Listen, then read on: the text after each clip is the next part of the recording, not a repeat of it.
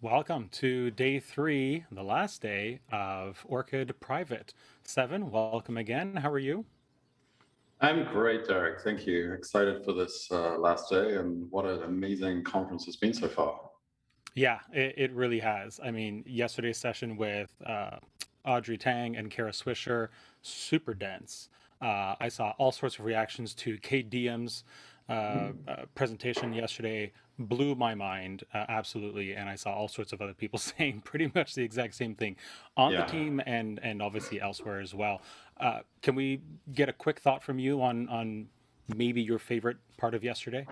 Well, I'm fortunate enough to be friends with Kate, so I actually get that kind of chat like every few weeks, and it just always blows my mind. And we moved from everything from science fiction to the future, culture, like history, technology, like decentralized systems, and I'm not sure everyone totally realizes, but Cade was he worked on the first prototype of Signal, which the private messaging system. So yeah, Yeah. he's an amazing guy. I was really struck by Audrey's commentary on just sort of the nuances of what privacy means. Like privacy really is, and I'm going to be talking to Ken Liu about this later. It's really like sharing information with the people who you trust. So in the case of Taiwan, clearly there's a lot of trust in the institutions and the governments that are there. So that changes our definition of privacy. In the West, often where, especially in the US, we have this sort of fear of big government and all these things. So we're like, we don't trust them. So it's kind of this nuance of what does privacy mean. It's not a black or white kind of thing.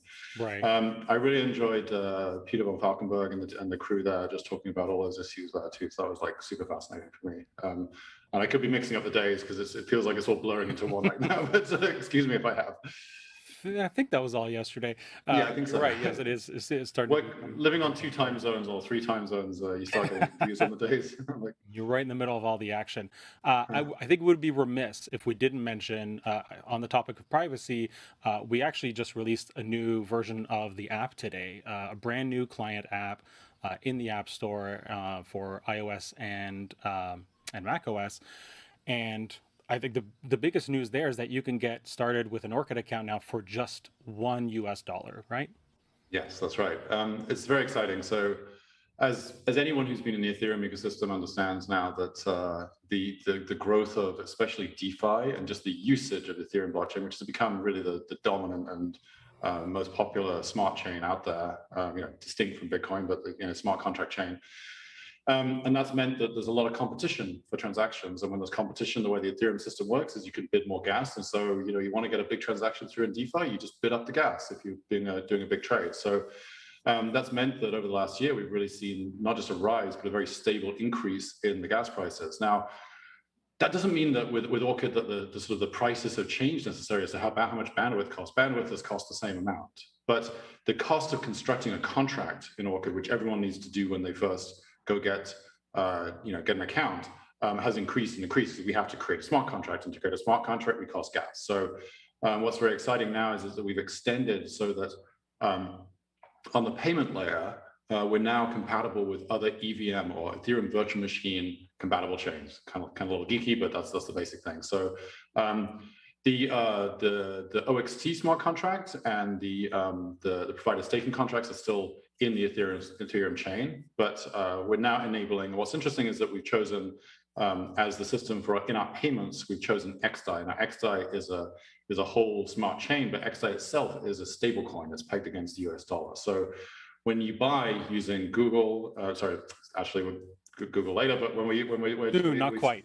yeah, we're not quite. When you buy using your Apple devices now, your in-app payments, which is an innovation we came up with last year, when you buy $1, you end up with $1 of credit in XDAI, and that's that credit which is then used to make your connections and use the system. So I think it's very exciting.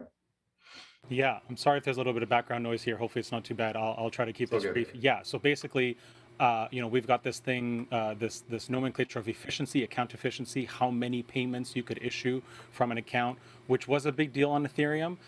Now it's not so much of a big deal because at least right now on XDAI, a $1 account is 98% efficient. You can send lots of on-chain payments from one of these brand new accounts. So, Yeah. like I said, we would be remiss if we didn't mention that.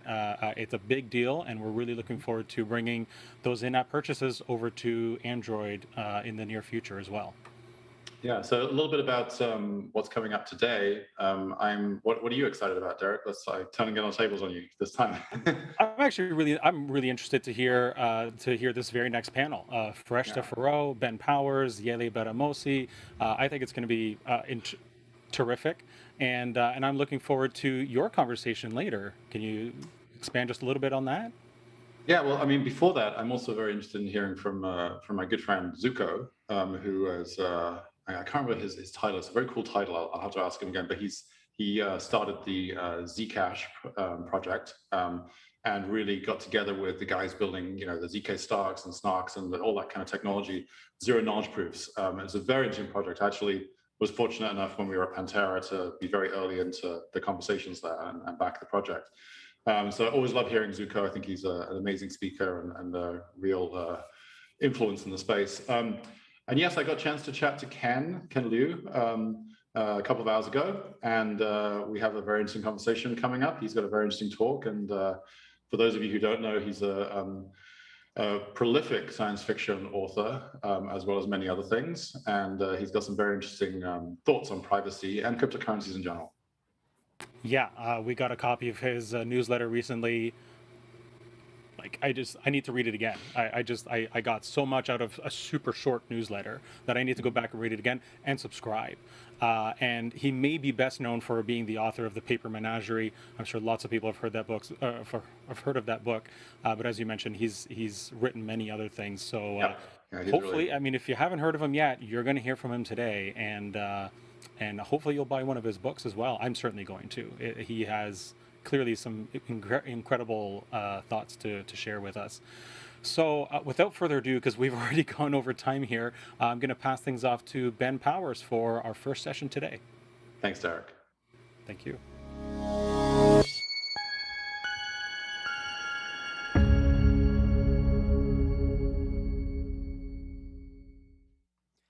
Hello, my name is Benjamin Powers, and I'm the privacy reporter at CoinDesk. Thank you for joining us here at Priv8 for our panel, Freedom to Transact, Privacy and the Protest Movement. My guests today are Fereshteh Forough of Code to Inspire and Yele Bademosi of Bundle Africa to talk about the ways that privacy and protest are inherently linked in working within these systems. Thank you both for joining me. Thank you so much for having us. Thanks for having me. I'm happy to be here. So first off, just for the audience, give me a little bit of background about yourselves and particularly about the work that each of you do. Okay, well, I'm Fereshteh Forough. I'm the founder and executive director of Code to Inspire, first coding school for girls in Afghanistan.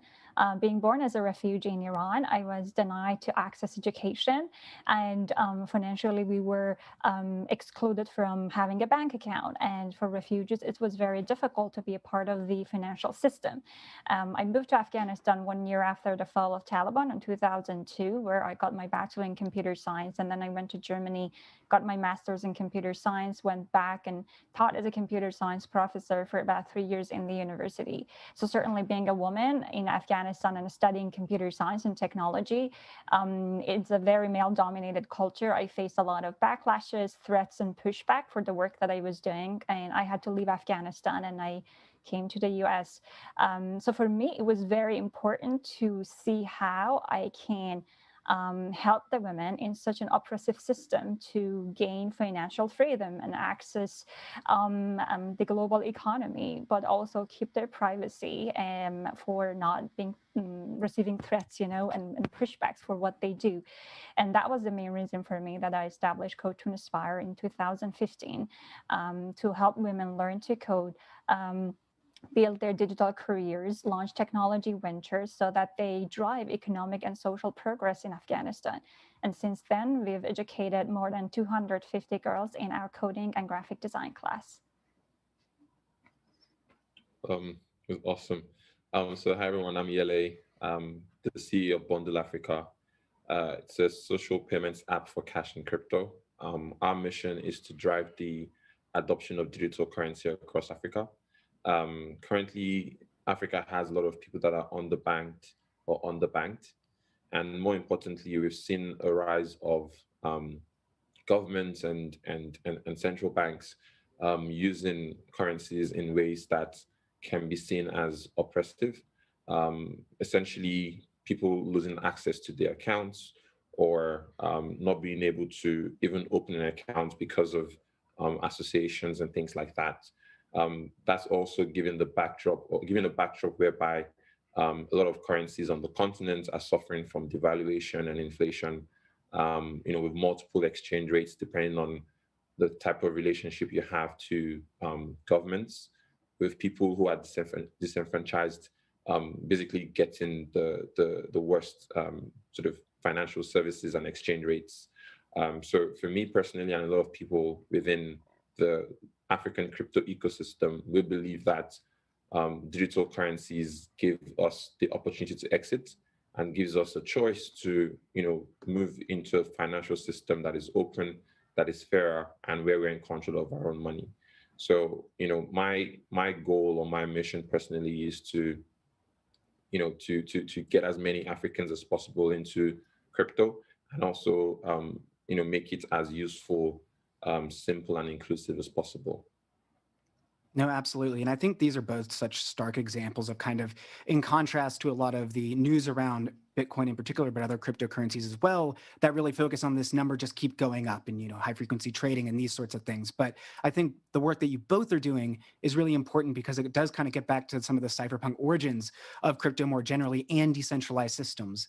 And so to that note, a large part of the appeal of these things are their lack of abilities to be totally controlled by a third party, and particularly governments in some way. So how does that play a role in sort of dissent or in working in environments where governments are working to exert control? And Fereshteh, I think I want to go to you first on this one. Yeah, absolutely. Well, unfortunately, Afghanistan is being ranked frequently among one of those countries that is treating women worse.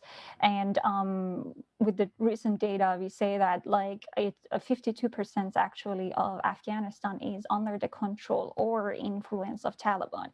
And these are the extremist group and terrorist group that they declare that women shouldn't get a formal education, they cannot work outside, they cannot leave the house unless they are accompanied by a man. So when you think about an environment like that an extremist is having power over 50% of the population, it would be very, very difficult for women to not only, be able to just access the very basic human rights, but also, to just practice privacy and also access again to the global economy and be part of that and financially be included. So with that being said, I think with cryptocurrency and blockchain technology, what is very beautiful and liberating about it is that with only having an access to internet and a laptop at home, with the safety and your own safety and security, you would be able to access such a huge global economy and be part of it. And we can see that in the lives of a lot of our students who became entrepreneurs, who we helped them to accept crypto as a payment for their freelance work, and how it empowered them, because there's certainly a very direct relationship between educating women and as much as they get educated, they would be less towards getting violence. But also important thing is that once they're able to keep it private, they would be also less target to be, for the extremists, for the people who want to change their lifestyle. For example, right now, there's a peace talk with the Taliban, and on that table, there's only one woman sitting with them talking about peace. So thinking about that, how liberating can be for women to access financial freedom is the key to success, and also help those community towards more peace rather than the conflict. And that's what we believe and what we try to push with what we do at Code to Inspire. And Yele, what about yourself and with Bundle Africa? Yeah, so I think there are definitely a lot of similarities. Fundamentally, access to financial services or even control over your own money or payment systems, it's sort of very fundamental to a way of life and being in control of your own economic future, right? At the moment, the vast majority of Africans, even those who have access to financial services and banking services, don't necessarily have a control over what happens to our currencies, right? So although it's not quite at the level of, let's say Latin America, in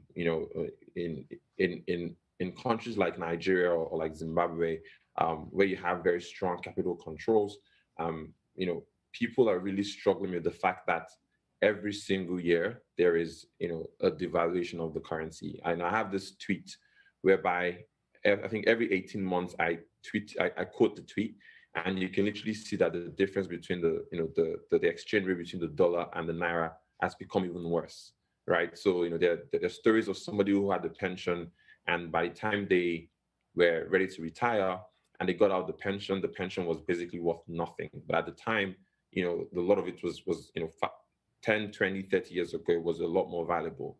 And so what we're seeing is that initially this crypto has been really adopted by young people, primarily because they see it as a way to empower themselves and their own economic futures, right? And obviously, there are challenges in terms of the governments or even like the central bank, for instance, putting out a directive that pretty much almost neutered the industry because people couldn't use like their cards or like bank transfers anymore. Cryptocurrency companies, can't even operate or have access to the financial systems.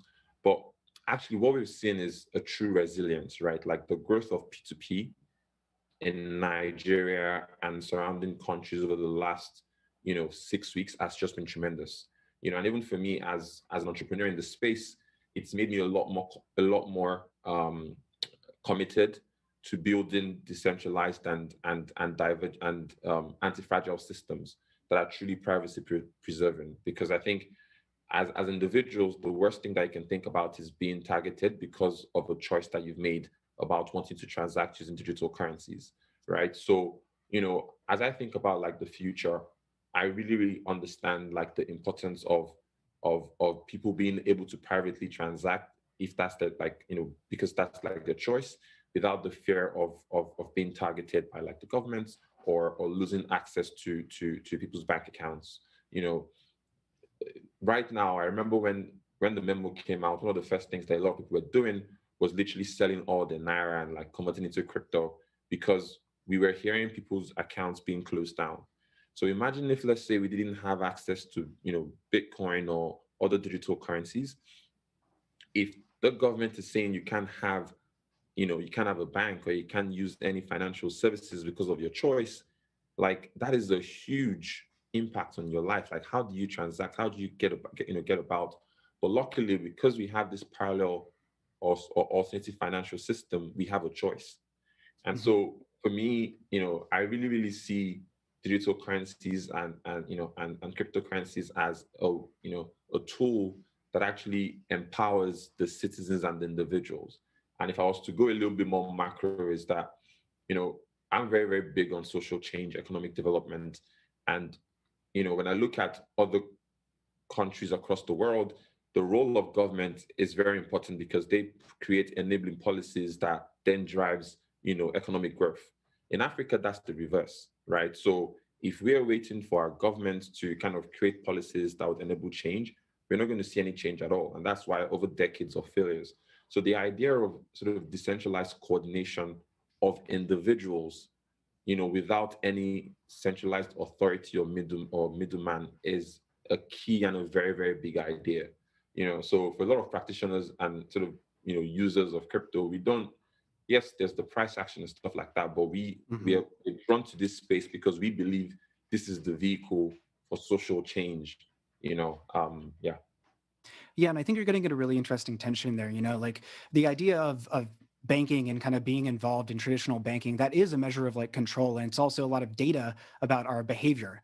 How we transact is so indicative of what that looks like. And a lot of centralized powers are not interested in giving up control in this sort of way. And so, P2P transactions and decentralization offer an alternative to the existing systems. And, at CoinDesk, I've covered the way that Nigerians were using DVPNs during the NSARS protests, and as well how like banks were shutting down some bank accounts of people who were in organizations who were involved in those protests, and Bitcoin was being used as an alternative to help fund them. So you spoke a little bit about this tension between the central bank. Could you share more about how Nigerians are skirting that a little bit and trying to continue to delve further into peer-to-peer transactions and crypto, despite there being greater scrutiny there?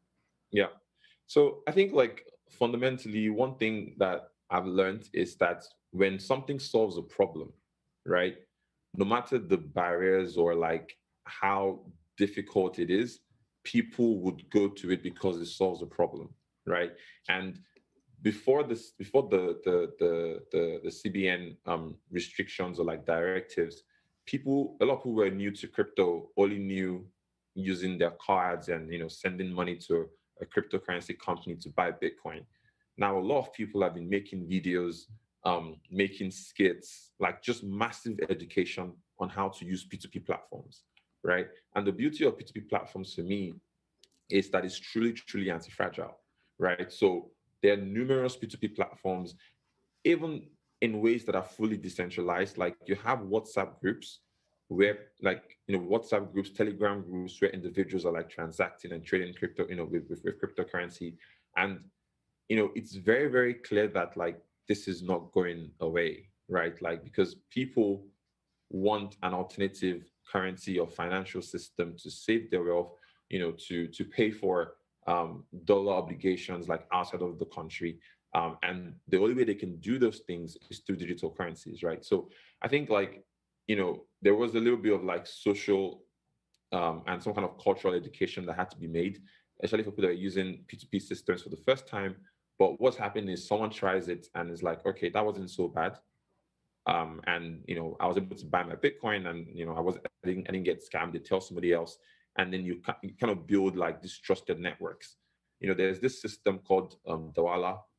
It's centuries old, and it's kind of like how a lot of people in East Africa or the Somalia region were doing forex exchange.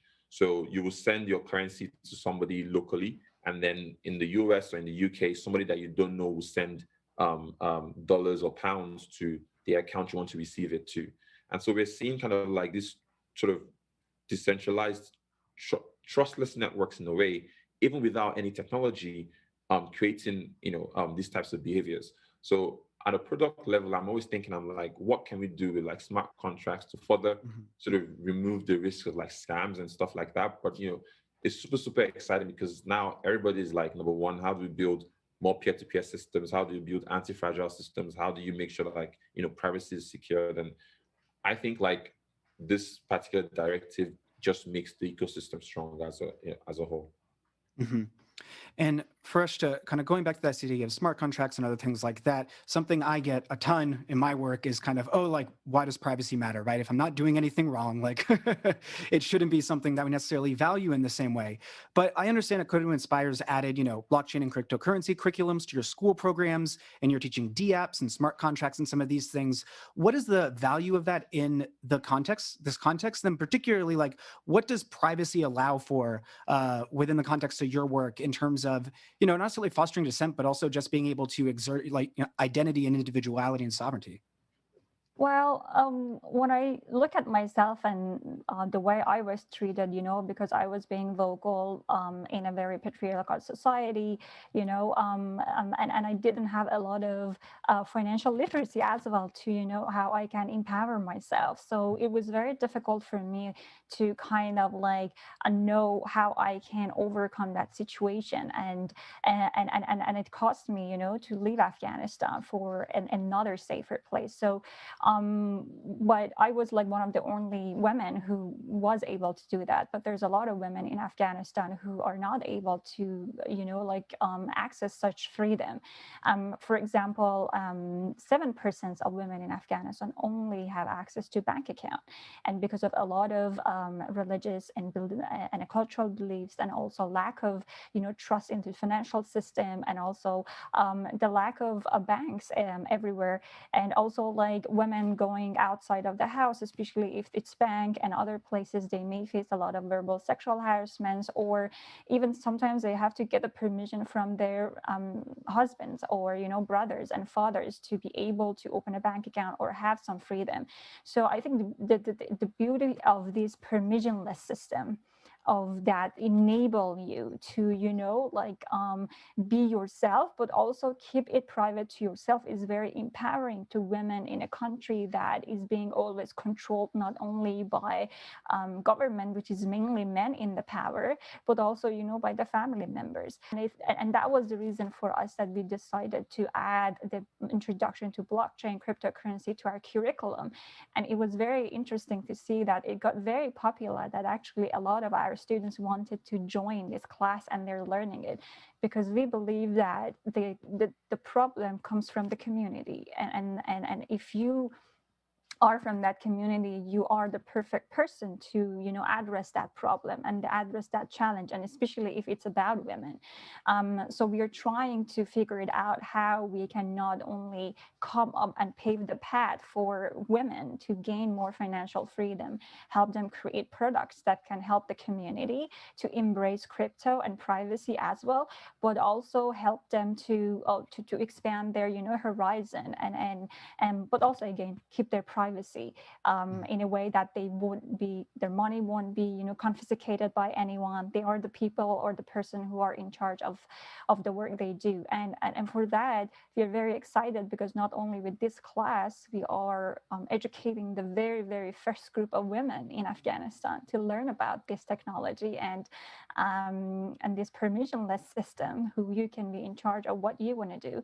But also we are very excited to raise awareness about it in the community, that there's not particular law or regulation about it. And so I think like it's just like a perfect scenario and a market for us to, you know, create such solutions that can empower women who've been oppressed for about 4 decades in Afghanistan. And again, unfortunately, with the upcoming peace talk with the Taliban, we really don't want the country go back to where it was, and at least, you know, have the girls be in a place that they feel safe, but also from that safetiness, they can access to the world outside of their home, and access to the global market.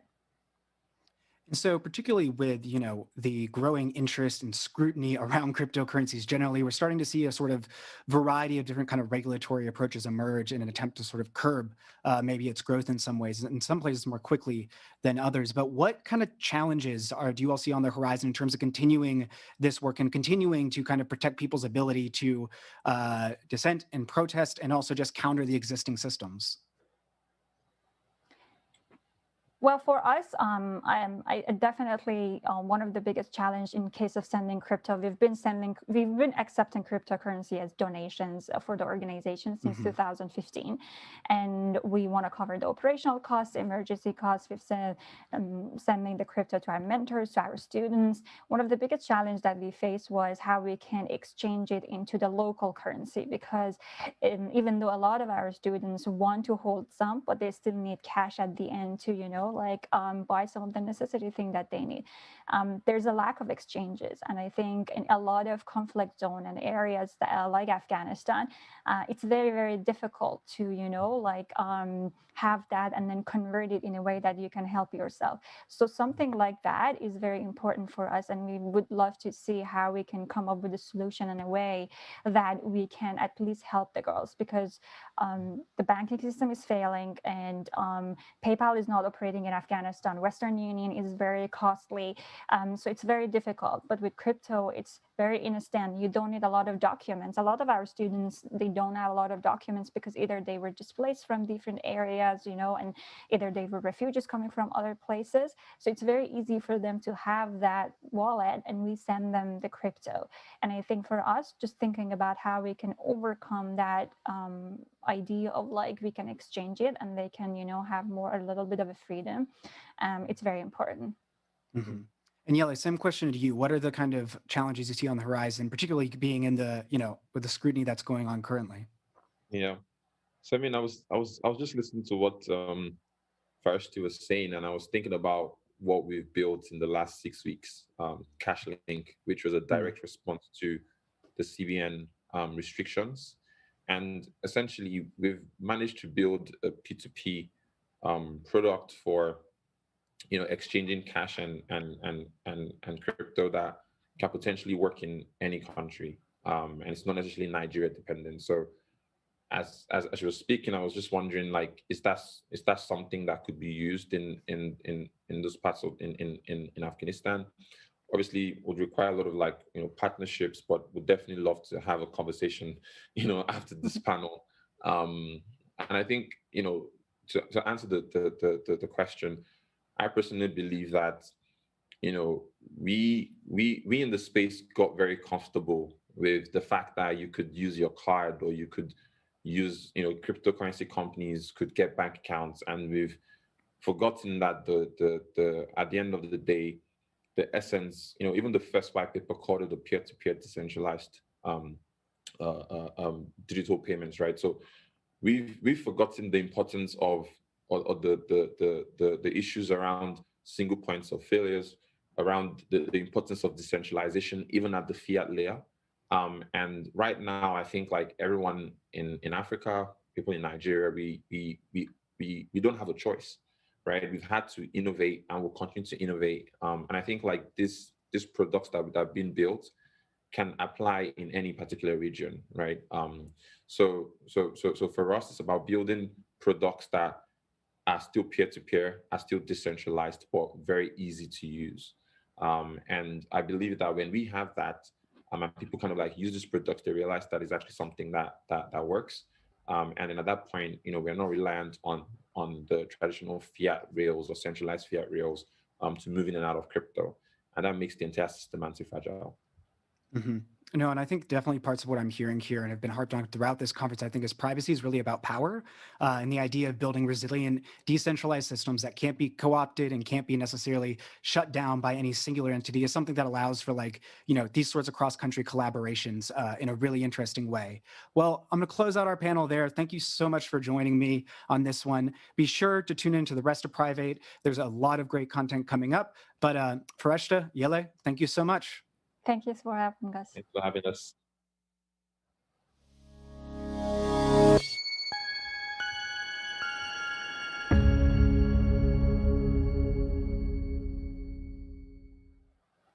Welcome back. Thanks for such a great panel, Fereshteh, Yele, and Ben. That was really, really interesting to hear a completely different perspective in a lot of ways from my very different upbringing in southwestern Ontario in Canada. That brings us to Brian Fox. Brian, an Orchid co-founder, founder of Opus Logica, creator of GNU Bash, which is running on Mars now. I don't know how many people can say that. That's right. Welcome, and thanks for spending some time with us here at Priv8. How's it going? Fantastic. How are you doing?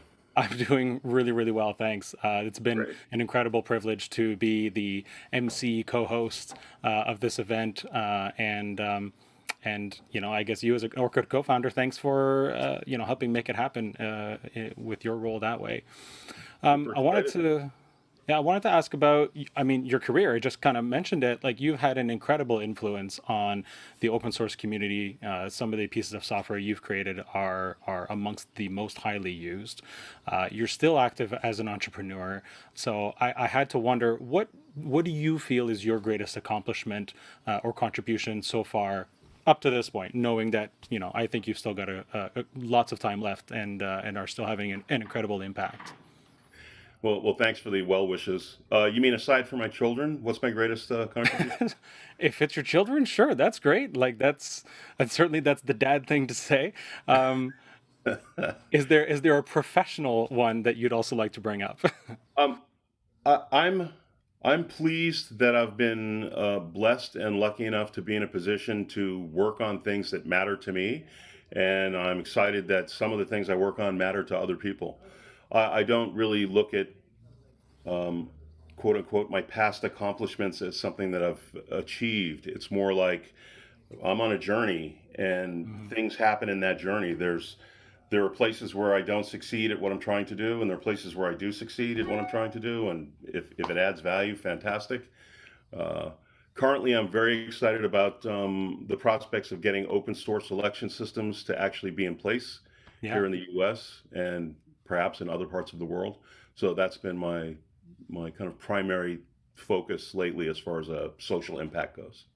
Cool, good. That's something I've been really passionate about for a long time, and I know you've put in a ton of time and effort into that, far more than I have. I'm not going to pretend like I've had any sort of impact there, but certainly something I care a lot about, and I know you've had. You talked about it on Follow the White Rabbit with Alex a couple months ago, I think, early on in the podcast. So if anybody's interested, you did go a bit more in depth on that podcast. I don't know how much time you've been able to spend watching Private, but assuming you've watched at least a little bit of it, can you maybe tell us a little bit about what you found most interesting so far, or maybe your favorite session so far? Well, I mean, of course, Edward's keynote was exciting and great to see. Once again, I'm really thankful that he was able to be here and give his views on privacy. And I think that there's this pretty big overlap that I have with most of the speakers here, which is that privacy enables a certain type of communication. Technology coupled with privacy enables a certain type of communication that normally was reserved for just face-to-face. And I believe increased communication among all people is the best way to achieve these kind of gigantic goals that we might have, such as world peace or global understanding of social behavior. So I'm very excited about kind of every initiative we have that furthers the ability for human beings to communicate in a way that closely mimics face-to-face, as close as we possibly can. Nice. Yeah, I think Ed really put that nicely on Tuesday when he was talking about how it's not necessarily that you have something to hide, but knowing that the things you search for or the topics you research, knowing that stuff's being tracked could actually inhibit you from even going down that rabbit hole in the first place. And certainly, I said on Tuesday, Ed and I are roughly the same age. I think he's just a little bit younger than me, actually. Being 13, 14, in the late 90s, getting access to the internet, knowing that I've got all this stuff available to me now that I could probably find somewhere else, but it would take a lot more effort and all this exploration I can do. For me, it felt like, a completely open book, almost like an entire encyclopedia had opened up, but interacting with other people at the same time. And I can only imagine how much that potentially could have stifled my curiosity early on. And it's just another one of those reasons why privacy in that sense, I think is incredibly important and leads to, the work we're doing here at Orchid and I think some of the other work you've done in the past as well and we'll probably keep doing going forward. Yeah, and while I think privacy is super important and is one side of the coin, and we're pushing very hard with that with Orchid and other things, I also think there's this flip side to that coin, which is openness and transference of information, and that comes through free software and open source, another love of mine. And I see that as an exchange of ideas, and without the exchange of ideas and the dissemination of common human knowledge, we wouldn't have the internet, and we wouldn't have Orchid, and we wouldn't have the opportunity for us to communicate just even the way we are. So I'm excited. Thanks. Yeah, 100%. Again, I'm sorry if there's some background noise here. Hopefully the microphone's drowning most of it out. But thanks so much, Brian, for spending some time with us today. Looks nice and sunny at home, so hopefully you can get out and enjoy some of the weather later. On that note, we're going to kick it over to Bailey Reutzel for a fantastic conversation coming up.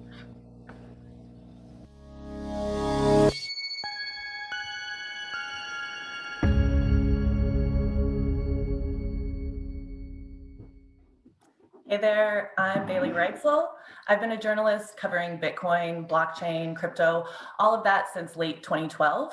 Recently, my focus has been getting people hands-on with the technology, because I think if they experiment with crypto tech and the adjacent technologies, they'll really start to understand why us crypto folks are so annoying at parties, constantly talking about this new decentralized future. One of those areas that's tough for people to really put into practice, though, is privacy. Most people can understand why privacy is important, for sure, but in practice, having it yourself is a bit complex. The thing is, privacy isn't this one-time process. It isn't an app you can download. It isn't a setting you can toggle. Retaining privacy takes constant work, and maybe even a rethinking of the paradigm of privacy. And so that's what our next speaker, Zooko Wilcox, is going to talk all about. Zooko has been thinking about these things for decades. He worked on PGP, DigiCash, a project that was the predecessor to BitTorrent, and for the past 6 years has devoted himself to Zcash, a cryptocurrency that includes the privacy-enhancing zero-knowledge cryptography. Zooko is currently the founder and CEO of the Electric Coin Company, the pioneering force behind Zcash. So it is my honor to hand it over to Zooko Wilcox. Thank you. Thank you very much, Bailey. Thank you all for being here and listening. I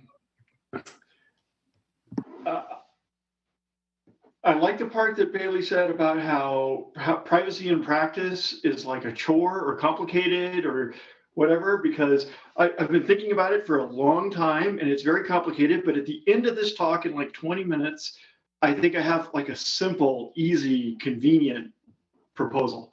Okay, so yeah, I'm Zooko. I've worked on all these different privacy technologies and user empowering technologies for decades now. And most recently, Zcash. Zcash is, from one perspective, it's a cryptocurrency, but from my perspective, it's a decentralized movement to make a fair and open money system for everyone in the world. And like any good movement, I'm not really in charge of it. There's a whole lot of Zcash that is going places without my, like they're doing their own thing. It's a big thing. So Zcash is awesome. And my purpose here is not to shill Zcash. I'm going to use it as an example. But my purpose here is I've been thinking about privacy, how it works for literally decades, since PGP and other things. I was one of the earliest Bitcoiners. And over the years and decades, it's sort of been gelling in my mind. I've sort of been thinking about it differently. And then during this last year, during the pandemic, working on Zcash, I came to like the last piece and I'm like, oh, now it's all starting to make sense. And so this is what I'm attempting to show you guys. So are my slides up? I don't see any slides. Yes, they are. Go ahead. All right. Is there any way I can see which slide is up? If you look at the top of Zoom, you've got your Z1 program. Oh yeah, I see it. Okay, thanks. Sorry for the technical difficulties between keyboard and chair there. Okay, so here's the idea. So I've been thinking about privacy forever. And finally, after decades and over the last year during the pandemic, I got the last piece into my head where I'm like, okay, now I think I can explain it. And it's very simple. It's privacy isn't a thing. Don't think about privacy. Forget it. Privacy isn't a thing. Instead, think about information leakage. And at first, you're like, okay, so privacy is the opposite of information leakage. Information leakage is the opposite of privacy, so who cares, whatever. But actually, when you think about it in terms of information leakage, a whole bunch of things start like making sense. It's a lot clearer, which I'm going to try to show you and see if it makes sense to you during a few examples. Now, the first thing that comes to mind for me is, you know what? Information leakage is not all bad, right? People like sharing.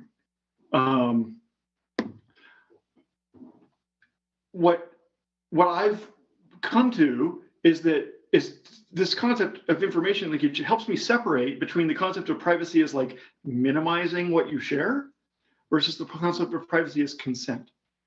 Like if you want to share something private, intimate with someone to bring them into your life, that's great, as long as it's with your intent and your consent. So that's the first thing is I'm not against information sharing. I'm just in favor of consent. But now I've got three technical concepts. So this is like deep tech stuff, but I think it's actually going to make sense to anyone, even if you're not technical. Okay. All right. Here's the first thing I've learned. You can't add privacy. So think about it in terms of information leakage. If you've got a system that your user is using, and one component of that system is leaking information about the user without their intent, you can't add another component and fix that, because the toothpaste is already out of the tube all over the bathroom counter.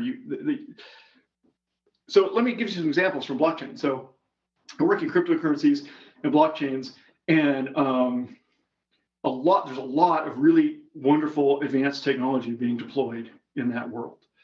And it's often layered. There's a blockchain, and you build on top of it. You can build apps and stuff for users to use. Well, what if L1 here in this diagram is leaking information about the user?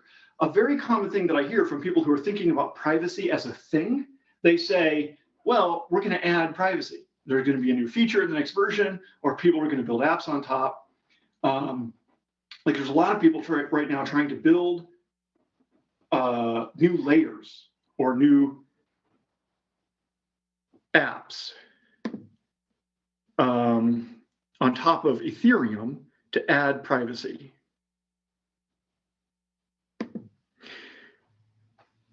And if you think about it in terms of information leakage, it should be clear to you why that's very, very difficult. Because if you try to add a privacy layer so that apps built on top can take advantage of privacy, but the underlying layer is already leaking the user's information, then the user's information is already out of the toothpaste tube. So what do? You build strong security into the foundation. And that's what we do in Zcash. Again, this is just one example, but Zcash is an example that if you have privacy built into the foundation, then actually things work. It's really interesting how things work the other way around. If you build strong control over information leakage into the foundation, then things built on top can choose to share information specifically with the user's consent. So if you build it in that order, the architecture is quite flexible. You can have both transparency and privacy built on top of a secure foundation. So that's the first lesson: is you can't add privacy, so build strong security into the foundation.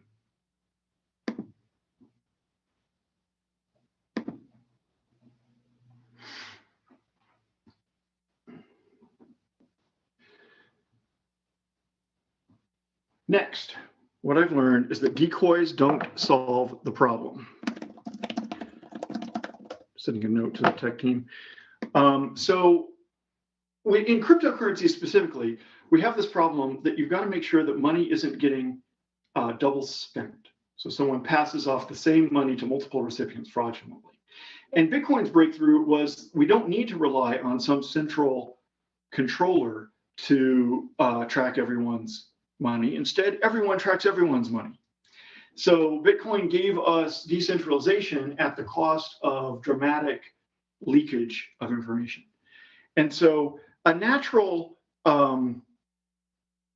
approach that people tend to think of when they think about this problem is, okay, if we're leaking information, we're going to solve that by leaking even more information, but it's going to be fake. We're going to hide our human behavior among decoy traffic. And the problem with that is that when humans are involved, human behavior has patterns. And so those patterns are going to stand out. And I'll give you some examples. Here's a situation. There's somebody who's running a store that's very illegal and dangerous and is being viciously targeted by someone. Namely, they're running a store that sells sex toys in a regime that forbids that. So doing this is very dangerous for them. And they need to take money from customers, and they need to send that money or use that money by like depositing it into a bank or exchange at some point or using it somehow. Okay, this is the setup. So toys.sa is this web store that's secretly run by a guy named Bob. And Bob has an account at the bank or the cryptocurrency exchange. And he's got to make sure that the cryptocurrency exchange can't figure out that he is the owner of toys.sa. This is a very common real problem. This is not made up. This is the real world. All right. The concept of decoys is what you instinctively go to, and it can't work. And I can show you why by thinking about information leakage instead of thinking about privacy. So in this situation, Alice is buying something from the store, and she's using a specific kind of a specific payment, which is identifiable. There's information in there, which there has to be in order to prevent double spending in a cryptocurrency. And I'm going to use Monero as an example. I don't want to pick on Monero. It's the most widely used and the best implementation of decoys. And so I want to use it as an example to show you that even a good implementation of decoys doesn't work to solve this problem because of information leakage. So the thing is, the way it works in Monero is that when Bob deposits, sends a transaction to the exchange over there on the right, the transaction appears with 11 possible sources of the funds. One of those sources of the funds is the actual money from Bob, and the other 10 are randomly selected decoys to give like cover for Bob. Now, from the perspective of information leakage, you can already look at this diagram and you can say, you know what, there's a major problem here. This is very tenuous, fragile setup here, because that information that the bank is receiving about there being 11 possible sources of the funds, that's a lot of information. And at first, it's not obvious how that can be used against you. That seems fine up until the morality police show up and buy something from the store. So this Alice, it turns out it's not actually Alice, it's actually the morality police. They're going to buy something from the store, and then they're going to trace their own payment. So they know exactly which transaction, exactly which money they paid to the store, and they can see that that's one of the 11 candidates that showed up over at the exchange later. All right, so this is now this is looking pretty scary, because now Bob's like in a suspicion set. Like, he can say, no, it wasn't me, and maybe like I just got randomly picked. I'm just one of the 10 randos who got mixed in. But what happens if they go back and they make another purchase from the store? Another fake customer shows up, buys something. Bob deposits that over to the exchange. Now there's not a shadow of doubt left. The information leakage from the first transaction gets compounded or leveraged against the information leakage from the second transaction, and there's no other explanation. The morality police and the exchange are absolutely sure that Bob is running the sex toy store. Decoys can't prevent information leakage from getting leverage against you. So what does work? Encryption and zero-knowledge proofs work. Encryption was introduced to the world, like to the public, by Netscape in 1996. That was the beginning of the World Wide Web. It was the birth of the World Wide Web. And it was the first time in history that strong encryption was made available to everyone instead of just like the military. And zero-knowledge proofs were introduced by Zcash, by my team, 5 years ago, 2016. And but again, this is a general purpose truth. It's not specific to Zcash. When you use encryption, you're not hiding the information by trying to add more fake information. You're actually hiding the information by not disclosing the information in the first place. The toothpaste stays in the tube. Encryption works. Modern, strong encryption works. And zero-knowledge proofs work. So in a zero-knowledge proof system, I'm going to use Zcash as an example. It's not the only one. There are a whole crop of them being built now, including ones being built on top of Ethereum, like Aztec. But use Zcash as an example. It's the most widely used. It's the one I know the best for sure. So when the toys.sa store wants to send money to the exchange, a coin, a payment arrives at the exchange, and it comes with a zero-knowledge proof. The zero-knowledge proof proves that these coins, all the coins in this payment, were honestly mined, and they may have changed hands 0, 1, or more times over their life, but they've never been double spent. That's all proven by the cryptography. And there's nothing else revealed. Not like in a decoy system where we try to add a few more things. Instead, in encryption and zero-knowledge proof system, there is no other information shown to the exchange as part of this. And that's the zero in zero knowledge proofs. That's why zero knowledge proofs are one of the most important breakthroughs in the history of computer science, is because they reveal zero added information. So from the information leakage perspective on privacy, you can immediately say, oh, well, this is a much better situation to be in. Like, what if the morality police are making multiple payments to the store? And what if Bob is making multiple deposits to the exchange? Well, there's no information in common between those coins and those coins. It's just a proof that they're valid coins, but no information about what coins. So this does not leak in the same way. Bottom line, this is true of all things, all possible privacy technologies. Adding decoys doesn't work. Encryption and zero knowledge proofs works. Okay, last one. This is what I came up to during the pandemic, working on Zcash, not getting out as much, haven't done any conferences like this or travel in more than a year. And I realized something, which I think is another general purpose truth about any possible system, which is you can't add privacy to money in flight. Let me give you a few examples. Shapeshift was the most widely used service for years for people who wanted to exchange one kind of cryptocurrency for another. So you could bring in some Bitcoins and it would give you some Litecoins, and you could bring in some Litecoins, it would give you some Moneros and so forth. And during those years that Shapeshift was the most widely used service for this, one of the most common uses of Shapeshift, perhaps even the most common usage of Shapeshift for years, was what I've shown here. People would bring some Bitcoin to Shapeshift, like they bring 1.205 Bitcoins. And they would use Shapeshift to convert those into either Monero or Zcash. And then they would use Shapeshift to convert those Monero or Zcash coins into some new Bitcoin. And then they would be done. They would leave with 0.1205 Bitcoin. Actually, slightly fewer because of fees, but you get the point. Now, from the information leakage perspective, you can look at this and you can say, wait a minute, I see a problem. Do you see it? It's apparent that these people were trying to add privacy to their money in flight by what they were doing here.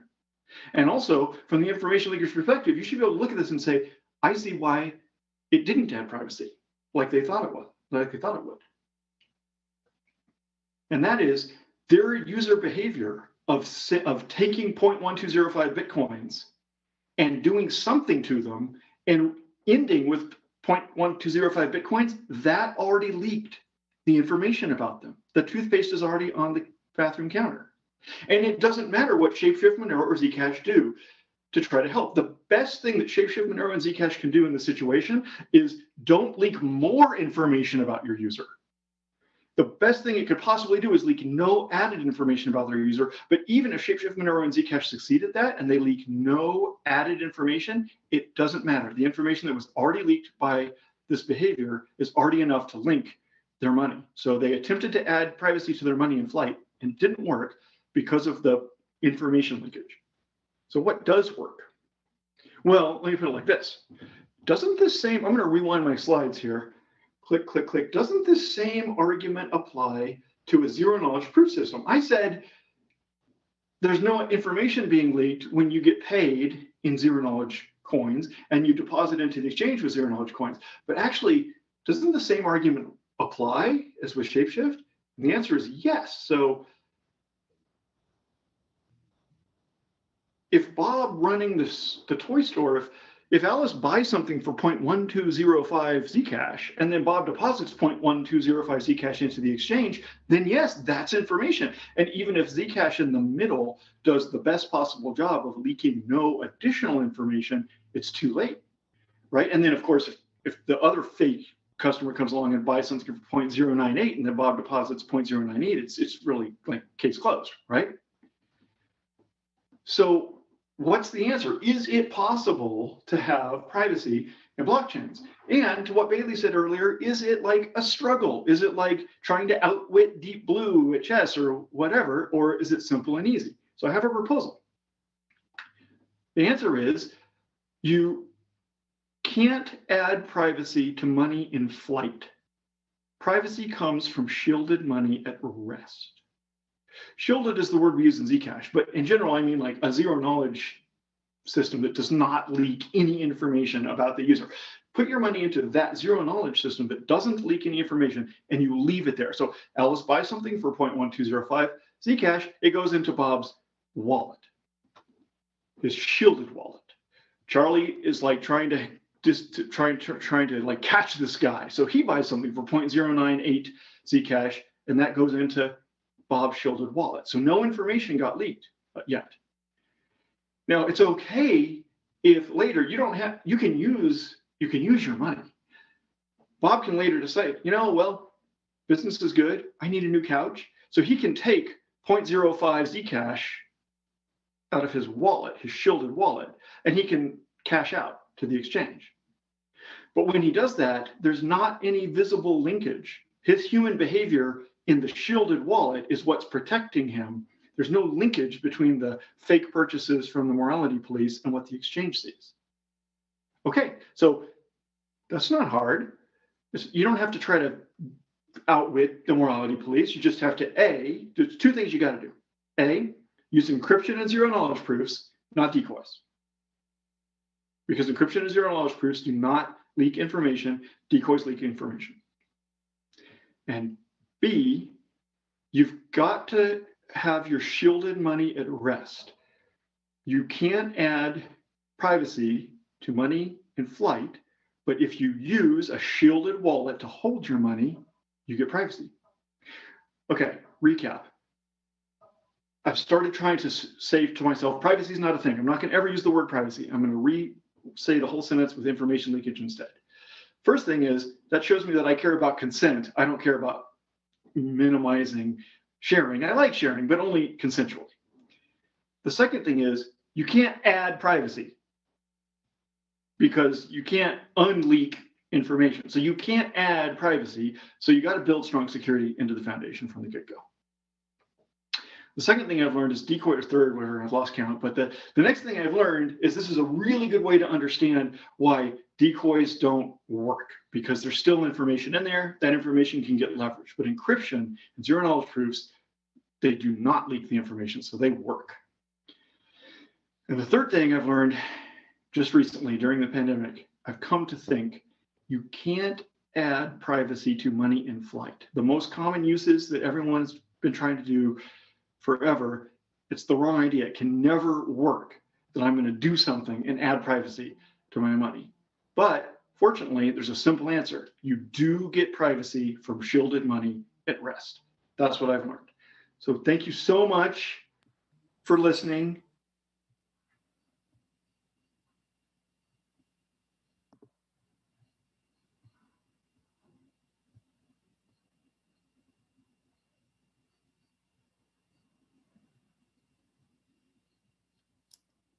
Hey there, everyone.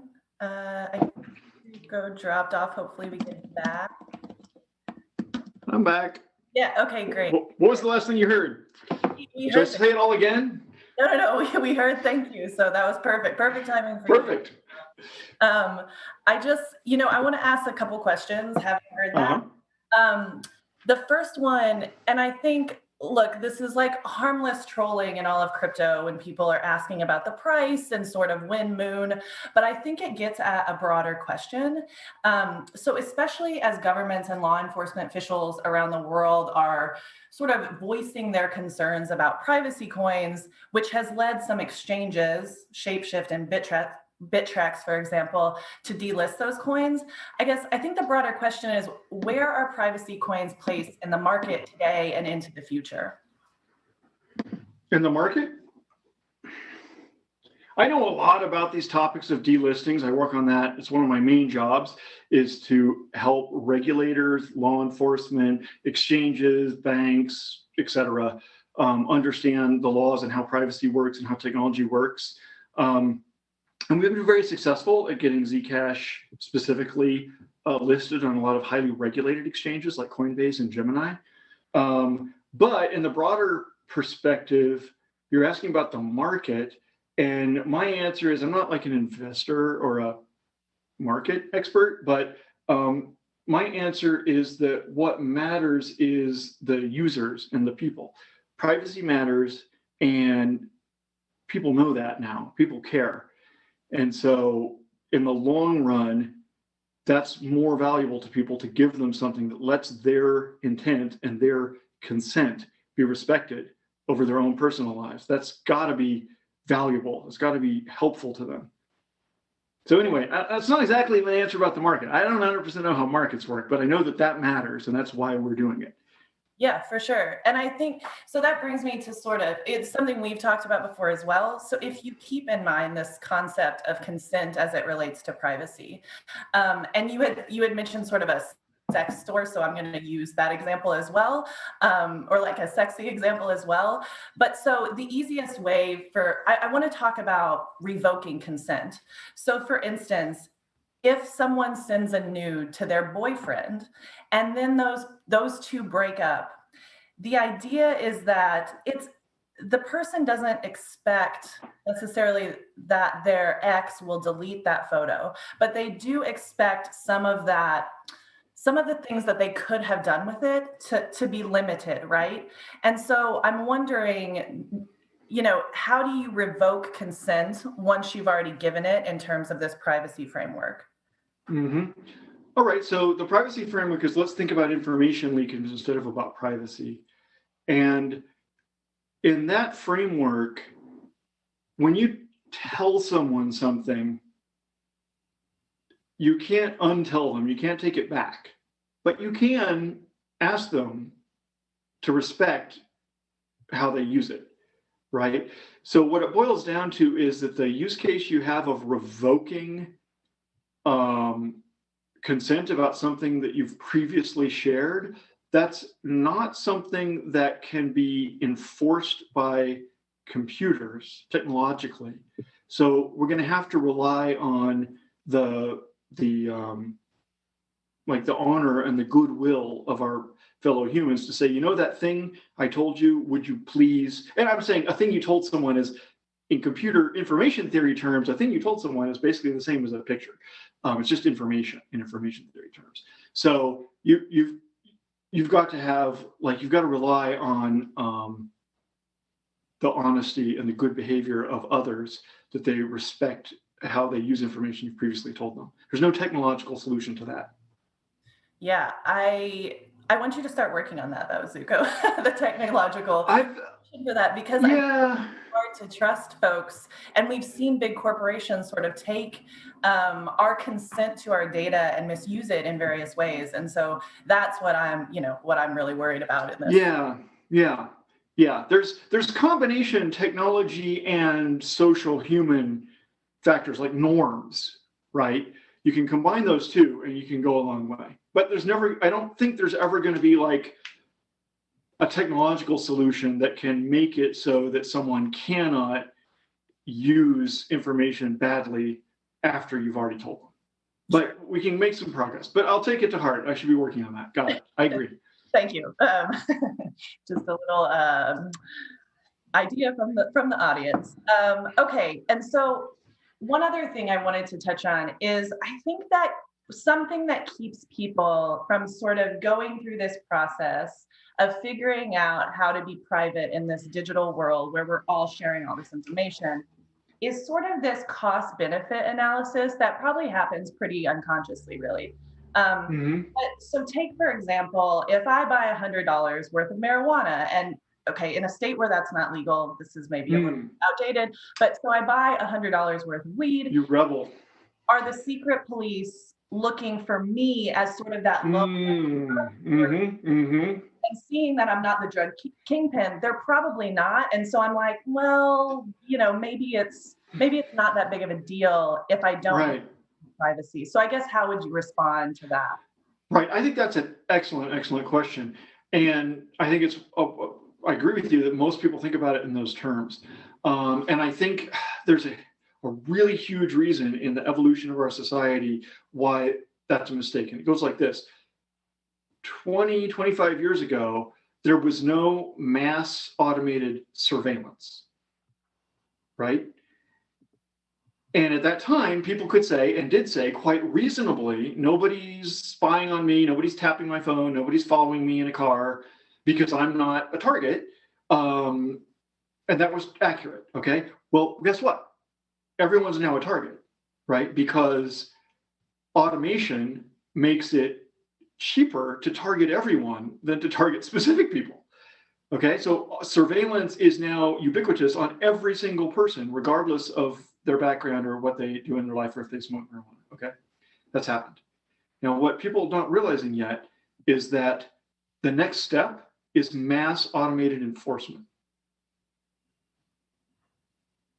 Now that the information is being collected and processed by AIs, and I can give you some examples of how this is starting to happen with like sentencing AIs and stuff like that. But I think over the next 20 years, but hopefully it won't happen. We'll be able to head it off.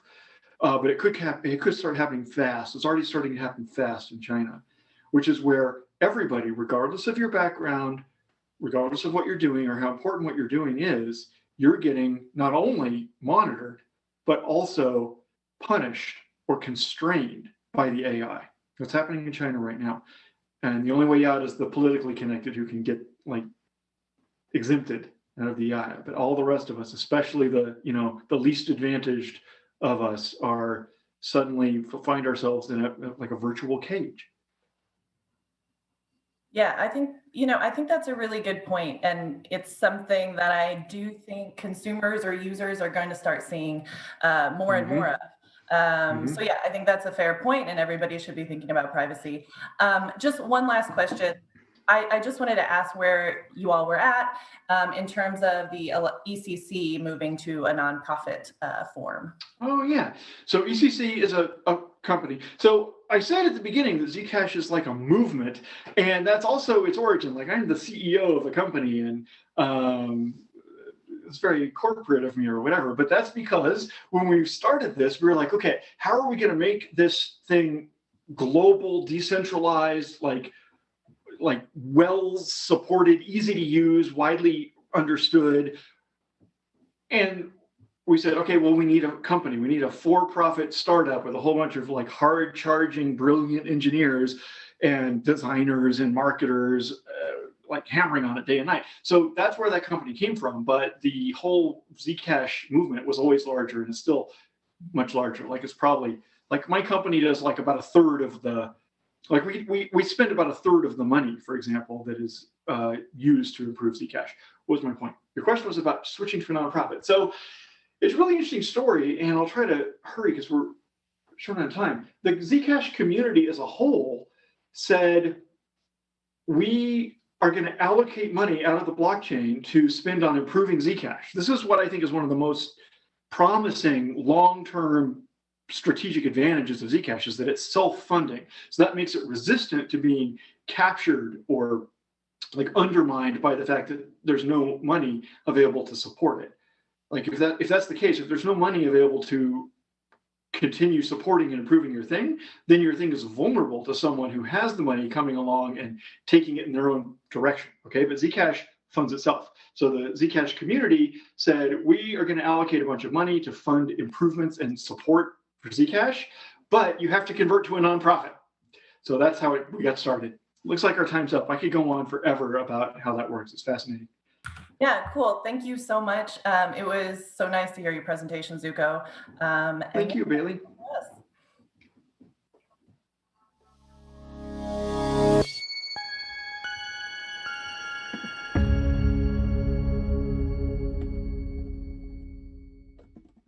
Thanks so much, Zooko, for that presentation, and Bailey for those questions for Zooko to answer. That was a really, really great session to be a part of. Thank you.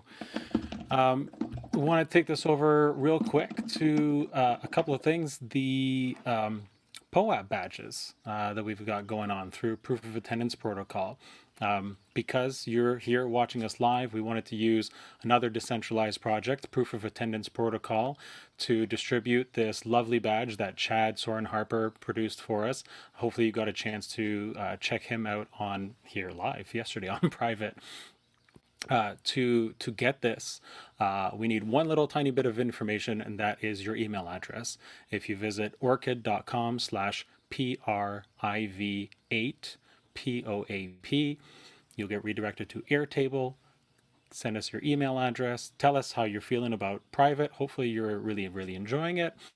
And starting this afternoon, I'm going to start sending out customized links for each individual person to claim your Priv8 POAP badge. So yeah, get on that. Today is the last day to do it. If you don't submit by the time the event ends, maybe shortly thereafter, you're going to be left out, because we want to make sure it's just people who actually joined us here live the last 3 days, or one of the last 3 days, who get a chance to claim the POAP badge. We also have some beautiful NFTs on auction right now on Rarible. They're not easy to find because URLs are really, really long, but we dropped links to the main one yesterday, the single edition of this beautiful Paula, ready for the privacy war, ready to jump into the battle. You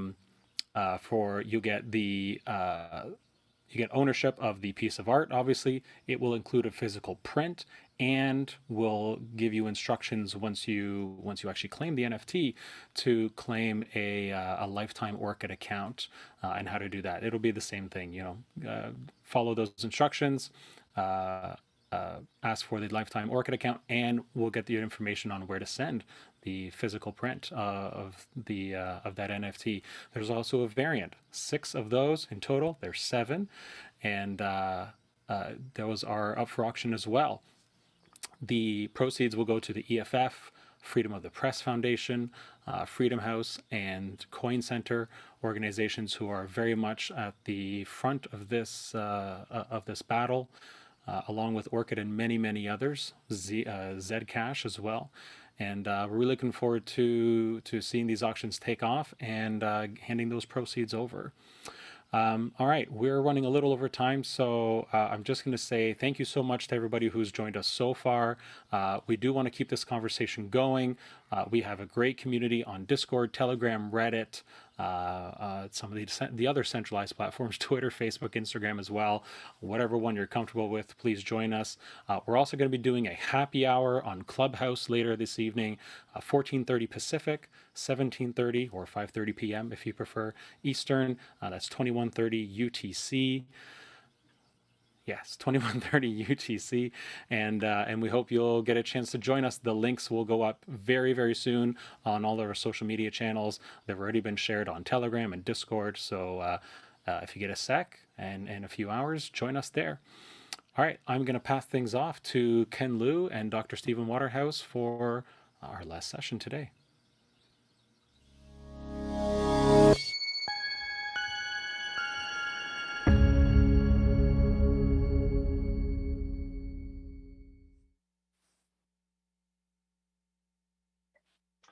All right. Hi, everyone. So thanks for coming.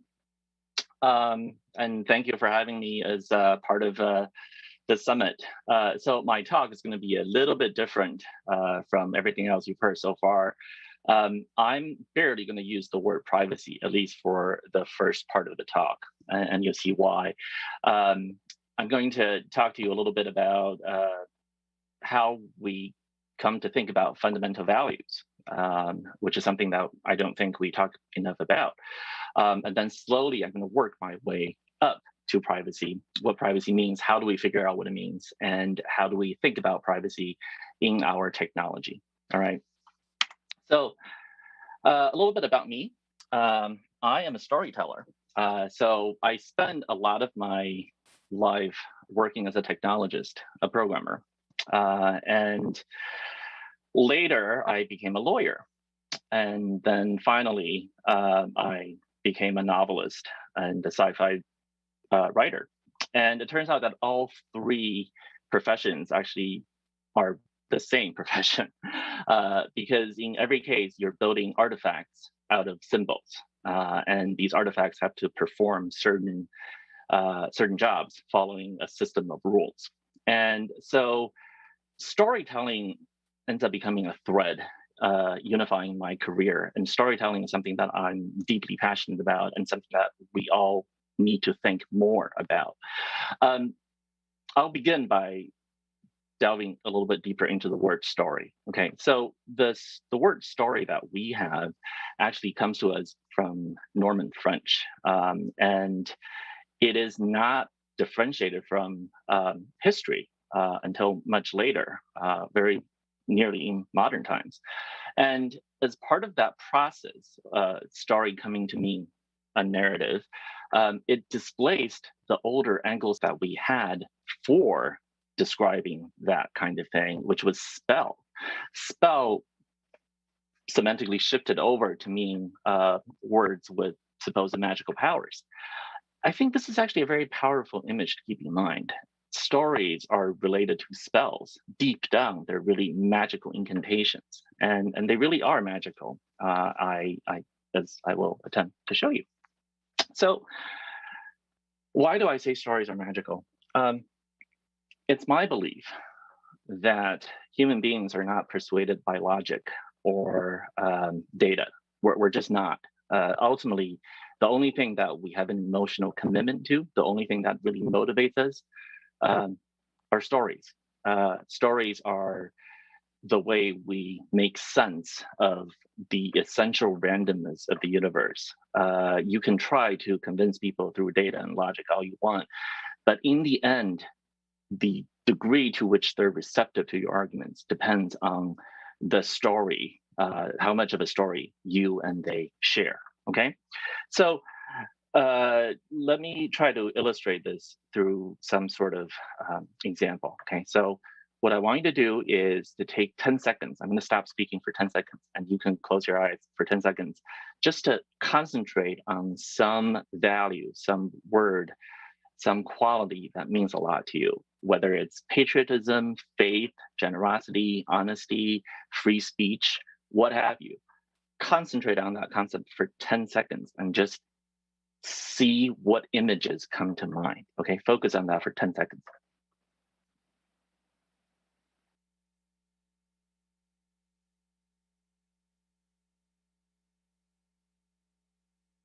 Okay, so for me, this is what I was thinking, and this is what's coming to mind. To my mind, a particular memory came to me, and this is a memory that comes to me every time I think about this word.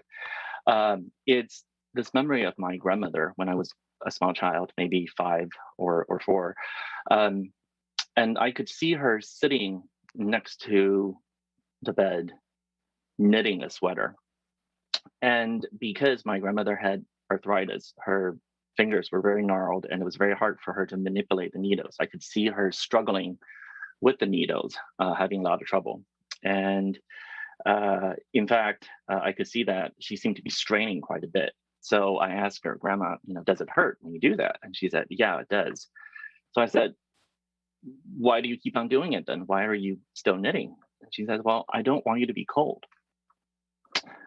So the word I'm thinking of is love. And for me, when I think about love, I don't think of story definitions. I don't think about the philosophical distinctions between the love, God's love versus humankind's love. I don't think about all of those undergrad debates I had around what love actually is. I think about that story. I think about that memory. That memory defines love for me. This is, I think, how all of us are. Whatever value word that you were trying to think about, what came to mind are unlikely to be actual dictionary definitions. They are stories, they are memories, they are personal commitments, experiences that somehow defined and put content into the abstractions for you. That's how we human beings are, right? I'm an epic fantasy novelist, and I think that all of us really are, we live our lives as epic fantasies. We're born into chaos. We don't really know anything. We know we start this journey in primordial chaos. And our parents come to us like Dante's Virgil or Athena for Ulysses. They come to us and they become our guides, our gods into this unknown world. Their actions and their acts, the way they behave toward us, become our first mythologies, the foundational stories of our being. Later on, as we grow older, we learn from teachers, from professors, from friends, from everyone, but all of them leave us with stories that make up the epic journey of our own narrated self. We are homo narrators. We are made by stories. We are formed from stories. Our entire core being is nothing more than stories. Ultimately, what happens when we grow older is we accumulate a set of personal mythologies, the set of stories that define what generosity means, what honesty means, what being private, being public, being free, being in love, all these things. We, each of us, acquire a set of personal mythologies that make the world have meaning, that allows us to derive some sort of sense out of this very random universe that we're in. This is true not just of us personally, it's true of families. Families have their own family narratives. It's true of professions. Programmers have their own lore, their own set of stories that define what it means to be a programmer. Engineers, and it's true of entire cities and even nations. Nations are defined not so much by the traditional definitions, but by this shared sense of story. We say shared history, but honestly, what we care about is not history as it really was, but the story, the narrative of how we come to make sense of everything we go through. All right, so having said all of that, the next thing I'm going to do is to take you through some children's stories. These are children's stories that I as a parent and those of you who are parents have likely read to your children. And my view is that stories are the vehicle through which we pass on our fundamental values to the next generation. We love our children in the same way we believe we ought to be loved. And so the stories we tell the next generation literally carry the most fundamental important values that we think should be passed on from generation to generation as each generation of children emerge on their own epic fantasy journey. And they, in turn, when they're adults, become the gods and demigods of other children's mythologies. This is how culture is passed down, how generations pass on their value from one to the next. And it's worth delving deeper into these stories. Okay, so I'm going to just read you passages from these stories, and then I'm going to try to parse out what I think the values are. All right. So the very first one is something that I think a lot of us who have a technical background love. This is the beginning of The Hobbit. In a hole in the ground there lived a hobbit, not a nasty, dirty, wet hole filled with dens of worms and an oozy smell, nor yet a dry, bare, sandy hole with nothing in it to sit down on or to eat. It was a hobbit hole, and that means comfort. And the next one. Halfway between Pooh's house and Piglet's house was a thoughtful spot where they met sometimes when they had decided to go and see each other. And as it was warm and out of the wind, they would sit down there for a little and wonder what they would do now that they had seen each other. One day, when they had decided not to do anything, Pooh made up a verse about it so that everybody should know what the place was for. This warm and sunny spot belongs to Pooh. And here he wonders what he's going to do. Oh, bother, I forgot. It's Piglet's too. This next one is from Frog and Toad. My daughters love this one. One morning, Toad sat in bed. I have many things to do, he said. I will write them all down on the list so that I can remember them. And I love this list. The list of to-dos includes eat breakfast, get dressed, go to Frog's house, take a walk with Frog, eat lunch, take nap, and play games with Frog. Then one last one. My older daughter especially loved this one when she was younger. Good night, room. Good night, moon. Good night, cow jumping over the moon. Good night, light. And the red balloon. good night bears, good night chairs, good night kittens, and good night mittens. All right. So when you read enough of these stories, I do think there's a set of coherent values that begins to emerge. And these are values that we seem to think are incredibly important to pass on to children, which presumably are the most important values we hold as human beings. And I think these are the values as far as I can tease out of the readings. We're creatures of society, right? Winnie the Pooh and Piglet, and Frog and Toad, what they care about more than anything else is the idea of society, right? Our friends are important to us, and we prefer that we live close to them so that we can see them whenever we want to. In fact, I would venture to say that this is one of the reasons why college is one of those times that feels so nostalgic to many of us, because college is practically the very last time as adults where all of our friends are very close to us, and we can reach them whenever we want to. We also like to play. It's incredibly important that we as human beings have a chance to play. Okay, by play, I mean any creative act through which we experience growth. Okay, so we prefer to do work that feels playful in some sense, that allows us to grow, that allows us to experience the sense of flow, that allows us to feel that we're creating joy for others and for ourselves. So playfulness is deeply important to us. We yearn for a sense of rootedness. Okay, so remember the Hobbit hole, right? That's a lovely home. Why is it a lovely home? Because it's a home that's rooted in nature, that over which we feel a sense of oneness and harmony. As biological beings, we don't and we cannot exist in isolation apart from nature. We really crave that sense of connection with greenery, with life itself.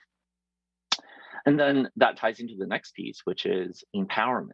Empowerment matters to us because what is an ideal house? An ideal house is a whole that you get to construct, shape the way you see fit. And a room of comfort is a room in which you get to place the objects that you want to place there, that you get to define. You get to define your own space in the same way you get to define your own self-narrative. Empowerment is important in that. And then finally, as part of that whole empowerment thing, we crave the ability to define ourselves, this self-definition. Goodnight Moon is so lovely to me because the subject, the little bunny, is naming everything in the room. This is reminiscent of that scene from the Bible where Adam names everything, right? So this act of naming everything that's meaningful to us, it's primal. It's we as children recapitulate the history of our species. We name things to give them meaning, to fix them in the world. An object that has no name has no meaning, but by giving them a name and describing them aloud, we have given that object a place in our world and made that object a part of ourselves. We like to be surrounded by objects full of tangible memories. It is actually important for us to be able to do that. Okay, so all in all, when you put all of these together, society, play, rootedness, empowerment, and self-definition, we see a picture of how we think human beings ought to live. Now, in reality, very few of us actually get to live like that. Part of modernity is about the destruction of the way of in the very process of yearning and seeking and trying to get closer to that ideal world. We're somehow further and further apart from that. So, for example, we love society, we crave society. So we've built social networks to bring that to us. But instead of feeling a sense of closeness with people, all we feel is a sense of terror, of fear, of isolation. It's I just saw recently this bit of data. We have more dating apps now than ever, but it appears that young people, at least Americans, seem to be having less sex than ever. The very things that we build to try to realize these values that are deeply important to us seem to be pushing us further and further away from it. It's a paradox of modernity. I obviously have some thoughts about why that is, and that is relevant for discussing today's topic. Okay, so let me go on to the next step, which is a slightly different point, and that is, what does storytelling have to do with technology? Well, it turns out that technology is, if you delve deeply into its Greek roots, technology means discourse about skill, discourse about knowing. So technology fundamentally is actually a type of storytelling. Technology is a storytelling exercise. When you're acting as a technologist, you are in fact creating stories in concrete form. Technology is always about envisioning a way for people to use that technology. It never exists in isolation. It's always defined by the types of lives you're envisioning your users are going to live in your technology, right? So I think a lot of us have probably seen this quote from before. Winston Churchill once said that we shape our buildings, and then afterwards our buildings shape us. What he was talking about, of course, was the shape, the rectangular shape of the Commons chamber for the British Parliament. And his argument was that that rectangular shape promoted conflict. It set up binary oppositions. It fostered the kind of two-party system. So the very shape of the building determines the kind of politics that will be conducted. And it's a very powerful metaphor. And so, if you want to be concrete and think about it, think about the inventors of early internet technologies. So if you're my age or older, you no doubt remember that when you were first going to college, you got assigned a Unix account and you could log into your university's Unix servers. And that was, for many of us, our first experience of true internet. And it was incredible. It was a multi-user system. You logged in, you could see if your friends were logged in. And if you want to talk to them, you could just send them a talk request. And you would type on the same screen, the same terminal in real time. Everything was in plain text. You used Telnet, that was how you reached the servers. The designers of these systems were clearly envisioning a type of society that would inhabit that system.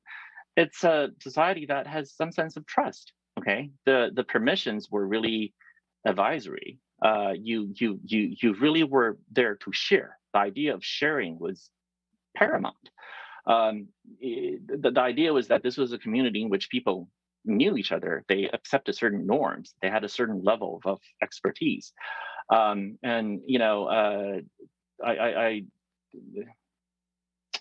Kernighan and Dennis Ritchie had these lovely books on the C programming language and on the Unix system. And I urge all of you to go read it if you're not familiar with these books, because they really describe in such lovely ethnographic detail the types of users, the types of lives these inventors were envisioning for those who would use their technology.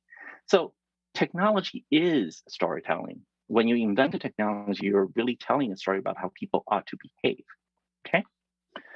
So all of that aside, now we finally come to the topic that we came here to talk about, which is the idea of privacy, okay? So when you're talking about privacy, you start with a dictionary definition, which is not terribly helpful, to be honest. I don't think a dictionary definition gets us very far in terms of thinking about what privacy really means.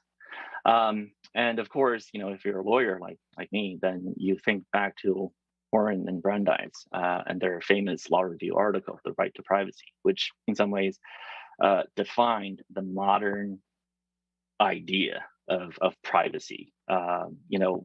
We are a very legalistic society, so we always love to think about these abstractions in terms of rules and rights and duties.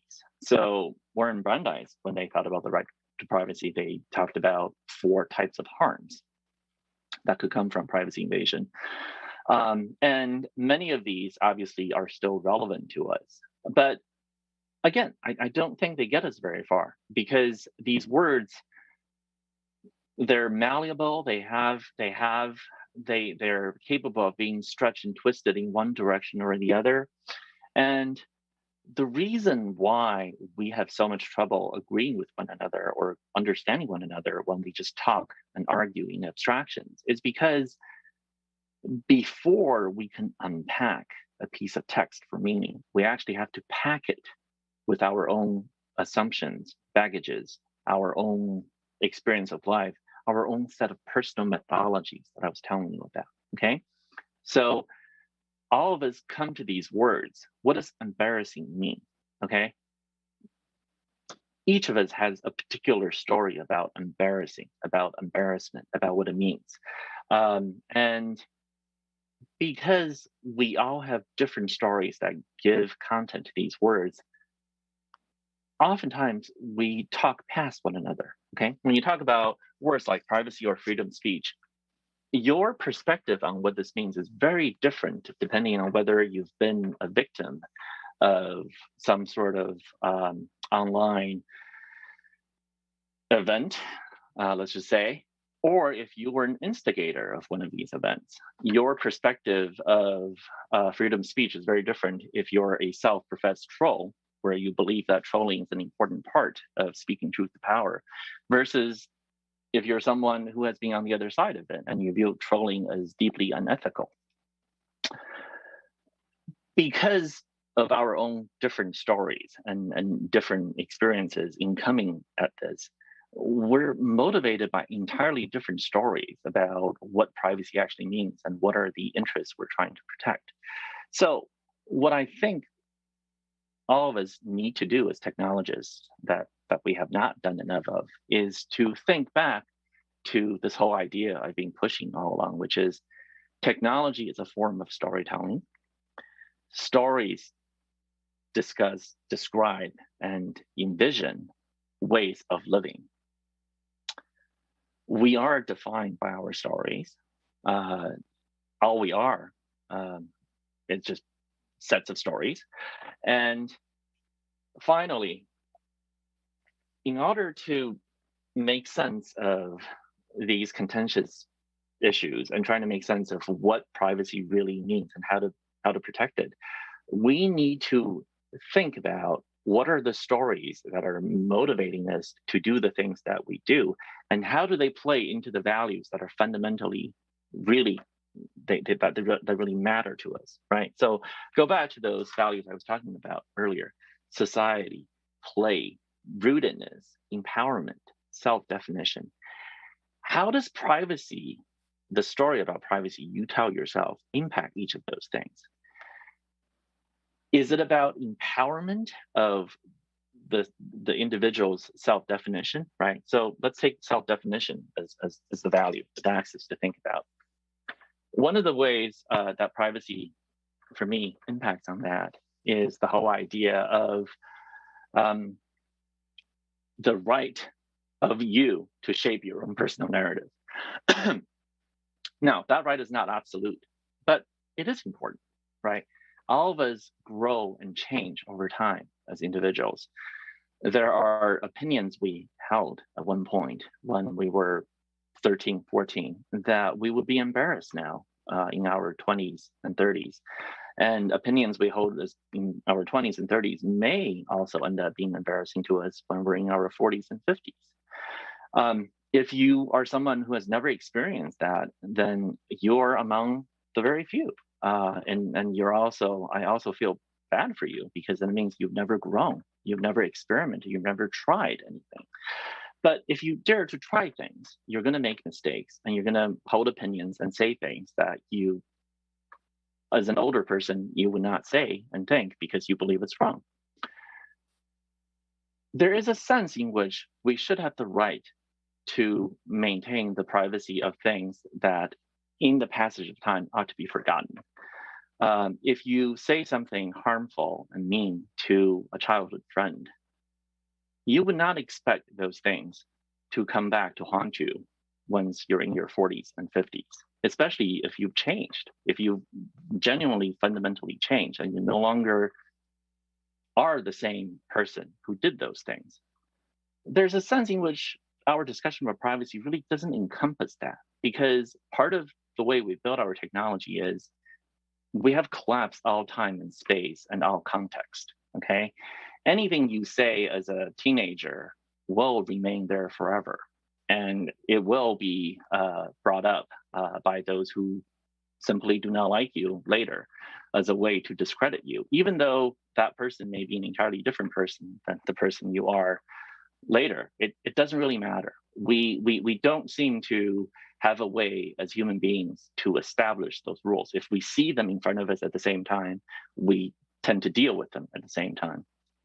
So we don't talk about that as part of the discussion on the right to privacy, but why not? Why isn't the idea that certain things ought to fade away over time part of the discussion about privacy?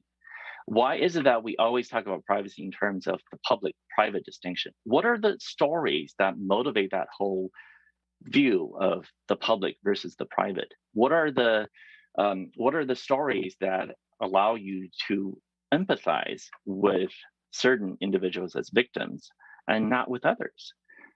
So to me, the important thing about all of this is to think about the stories of privacy that we tell ourselves that determine the kind of things we end up doing to build privacy.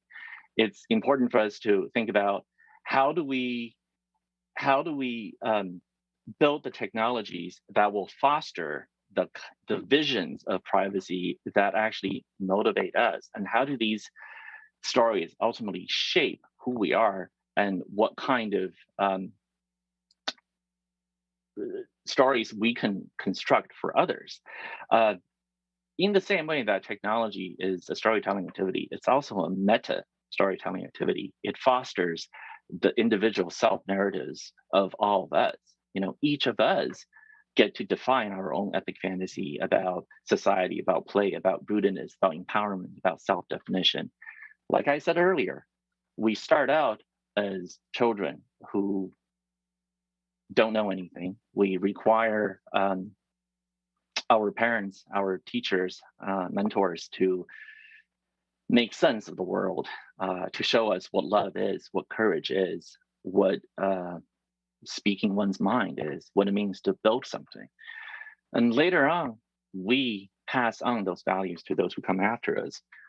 We love others the way we think we deserve to be loved. We empower others the way we think we deserve to be empowered. So when we go out to build the technologies of that define the spaces in which people will have to make their homes, form their self-identities, construct their own personal narratives, we have to think about what are the stories that we want to be told about us, and how do we allow others to tell those kind of stories as well. So finally, you know, this is something that I'm really hopeful about, which is this: the one distinction between technology as a storytelling activity and the story we're all telling collectively together versus some story you read in a book is this: stories in books are fixed. They have an end, and there's no way to change that. But the story that we are telling together now, the story of technology, that one is very much alive. There is no end, and we get to define the future and the story that's going to be told by us with our own actions. So if you want to actually create a world in which there's more empowerment and more ability to create self-definition, to give people the ability to control and to truly move forward and grow, then build the technology platforms, build the story of privacy that you want to see. Just like we shape the buildings and the buildings shape us. Well, we get to shape the technologies, and then they get to shape us and shape the world in the direction that we wish to see. So all of you go out and tell the story you want to be told. And I wish all of you would, in fact, get to tell the stories that you want to tell. Thank you.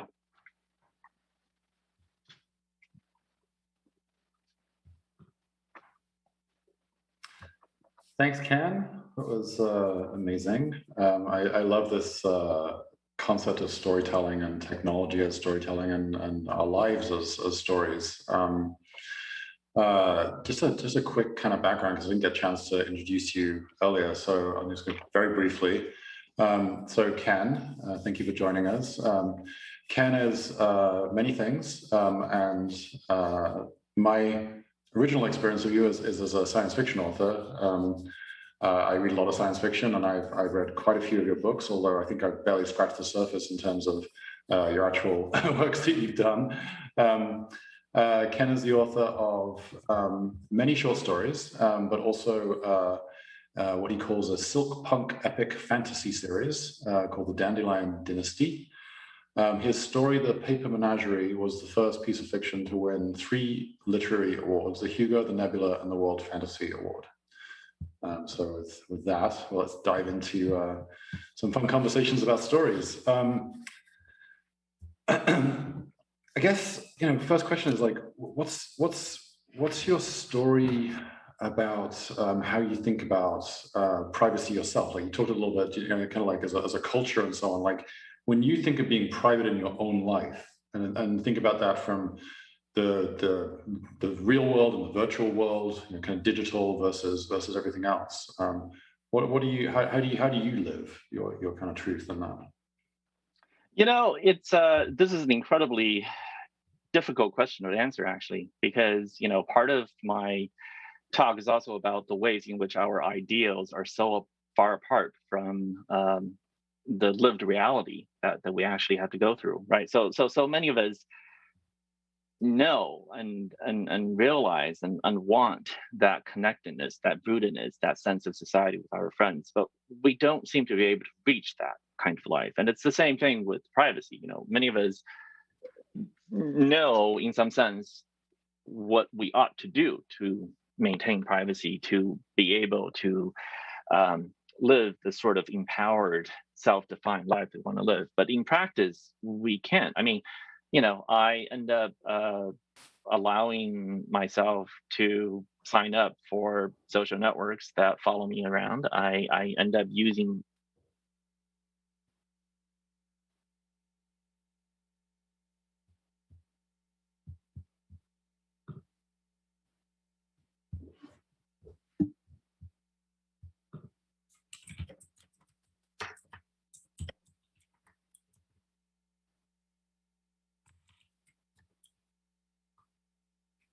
Sorry, we lost Ken's audio, but he's working on that. 1 second, folks. Oh, good. I thought it was my audio that I lost for a second. I think Ken's coming back with some wires.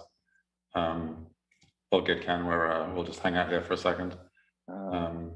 hold on. Yeah, I can hear you. Okay, can you hear me?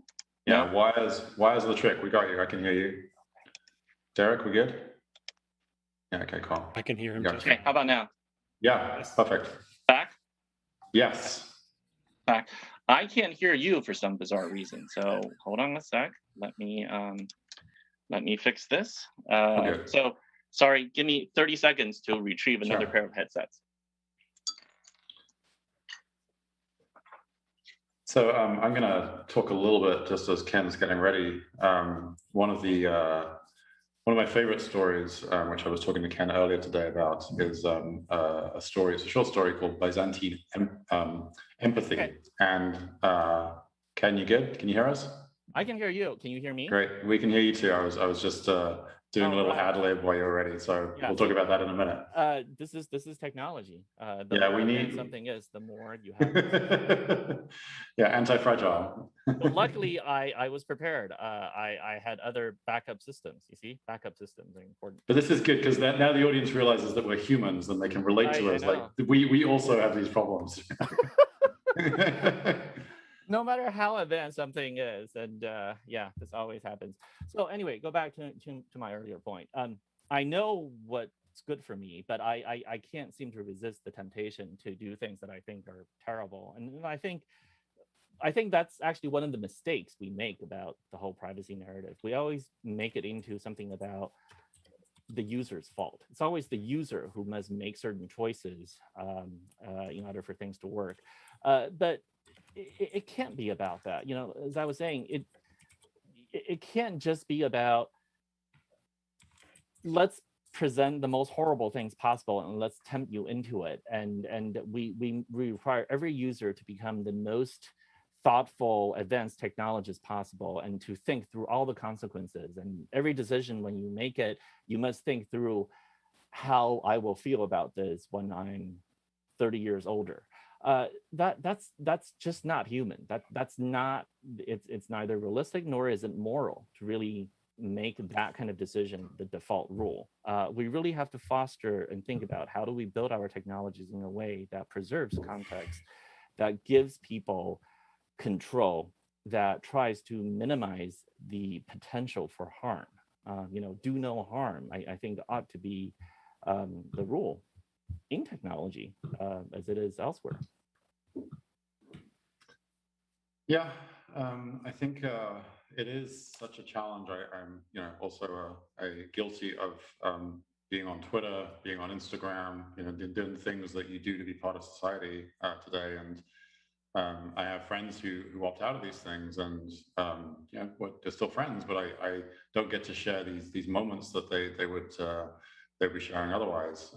Obviously, there's extremes of these things, and I definitely have a public persona, which is different from my private persona, and I think that's one of the practices I believe is important is to determine whether you're well known or not well known. I mean, I've only got like 7,000 Twitter followers, so I'm not that well known, but I think that you have to, for everybody, think about what it is you want to present to the world and what it is you want to keep private just to yourself or your close friends and loved ones.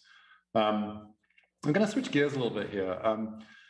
Just kind of, I am, kind of a bit of a sci-fi nut myself, and I get really excited with, thinking through science fiction. One interesting thing I learned a couple of years ago is something to do with the history of science fiction, which is that it wasn't really till there's some records of the Greeks and other people having sort of like visions of the future, and I guess maybe you could think of mythology and so on as almost like modern day science fiction. I sometimes think that the Avengers or something in the popular show is like sort of this almost like a series of fables in terms of like these are kind of guidelines for being good or bad and what works and what doesn't, betrayal, kind of revenge. But history of science fiction didn't really become a thing until the 19th century with the Industrial Revolution, because up until that point, if you were a peasant, you were going to be a peasant. Your ancestors were going to be peasants. There was no the time when you could be I call it sort of the entrepreneurial age of the royals. That was over. By this point, you couldn't just go buy a bunch of guns and kill some people and become a king. You didn't have royal blood, so it was over. So this idea of not wanting a different future because there wasn't a different future was strange. And history of science fiction is that science fiction only really became a thing with H.G. Wells and Jules Verne and so on, all these people. So with that thinking process, how do you think that sort of science fiction today, and especially the way you write science fiction, which I know we talked about earlier, is quite different in terms of you're not really, well, I'll let you talk to that, but how do you think about the way science fiction is helping us think about the future or even shaping the future in terms of how we move into it? Well, there's several ways we can approach this. I think all of them actually have merit. So one approach that I think a lot of writers, like Neil Stephenson being one example, who take is the whole idea that science fiction can actually shape the future in a very direct way, by presenting visions of the future that are optimistic, that are hopeful, that show the potential of, say, space travel or cryptocurrency or virtual reality, what have you, by playing out thought experiments of how a lovely techno-optimistic future can be. We can actually shape and direct and bend the arc of history towards that future. Okay, so that's one way to think about the role of science fiction and building the future. I tend to take a slightly different approach. We can talk about the way that science fiction can be used to critique the present and all of that, which is very interesting, but it's not the core of my focus. I tend to think that the way science fiction can be really interesting is, having spent many years as a technologist and also later on in the legal field as in patents, I have a particular perspective on the history of technology and how things actually evolve and how we actually invent things and engineer things and build things. And one of the things that I've noticed is it's very, very difficult to escape a tendency to tell stories about what happened. It's very difficult for us to escape the narrative trap and to think that the future follows story logic the way we would like it to. So, concretely speaking, one example would be, you can go back and look at the way touchscreen interfaces evolved. The fact that we ended up with what we have, with Apple and Google all settling on the same essential interface, it feels inevitable in retrospect, but it's actually not. There were so many other paths that we could have gone down, and it's really fortuitous we ended up where we are. Same thing with cars. People sometimes are surprised to find out that some 30-40% of the cars in the US were electric back at the turn of the century. Not this century, but the last one. Yeah, it was actually quite a battle. Yes, to decide which one to use. Exactly. The fact that we ended up with or even the kind of electricity we have, for example. Exactly. Yet another one that the thing is, afterwards you can always go back and tell a just so story about how the way we ended up is the only way it could have happened. That's just not true at all. So in other words, I think predicting the future by extrapolating trends from the present is very much a loser's game. So I try not to engage in that at all. But I think science fiction is really, really good at the following, which is you can take current trends, extrapolate them out, and by exaggerating these things and by showing how human nature will play out in this imagined future, you can highlight what are the fundamental human values you actually wish to preserve. You can ask questions about what are the things that matter to you, right? When you talk about the importance of preserving individual choice and free speech. Okay, so let's take that. Let's take that. Let's push technology and exaggerate and push it out the way that we want to. Oh, sorry. Are people still having trouble hearing me, or am I okay? I got you. Okay. So in order to press forward on this, you have to actually think about how do we imagine this future in which your sense of individual choice and free speech are totally under threat. What are the aspects you're actually trying to preserve, and what are the other values you're willing to sacrifice? What is fundamentally the thing you're trying to protect? So I think science fiction can be really good at asking questions and forcing us to define for ourselves the things that really matter to us, the things that we wish to preserve in cataclysmic change. So to your point earlier, Seven, where you pointed out that the history of science fiction really came out of this whole industrial revolution, this the time when the modern world really became the modern world. Yeah. Well, part of that is also this whole idea of we are now accelerating. Every generation is facing cataclysmic change, complete transformation. Yeah, like every few years now. Right. You no longer can assume that you're going to live the life of your parents or even your brother or your sister, right? It's exactly. There's just so much change. Change is the only constant, and in a way that is true now that was never true before. So science fiction is great at forcing us to work out what are the things we're going to save when the house is on fire and when things are collapsing around us, or when we're moving to Mars. What are the things that you actually care about? What are the things you're going to preserve? And in that way, by forcing us to make our stories crisp, to forcing us to really bear down on our personal mythologies, I think it helps us to envision better futures. Again, it forces us to articulate for ourselves, what are the stories that motivate us? What are the stories we would like to see? What are the changes we actually want to see in the world? And how do we become that change? Science fiction can be good even without necessarily predicting the exact future, just by forcing us to confront these questions. Yeah, I think it's a very good point, this idea of how people even personally tend to rewrite their own history. I was talking to a college student who really wanted to chat, and I said, sure, I'll chat to you. And he's like, how did you craft your career? And I was like, well, mostly it was lifestyle choices, because I wanted to snowboard here and I wanted to surf there, and then I wanted to row here, and I was just kind of like, it was like a series of random choices, and I tried to make sure that it felt good. And we talked before about some choices I made, but in the end, people do tend to rewrite this history. Well, I followed this logical step here, and then this led to this. But many times in my life, I was just like, I have no idea what I'm going to do next.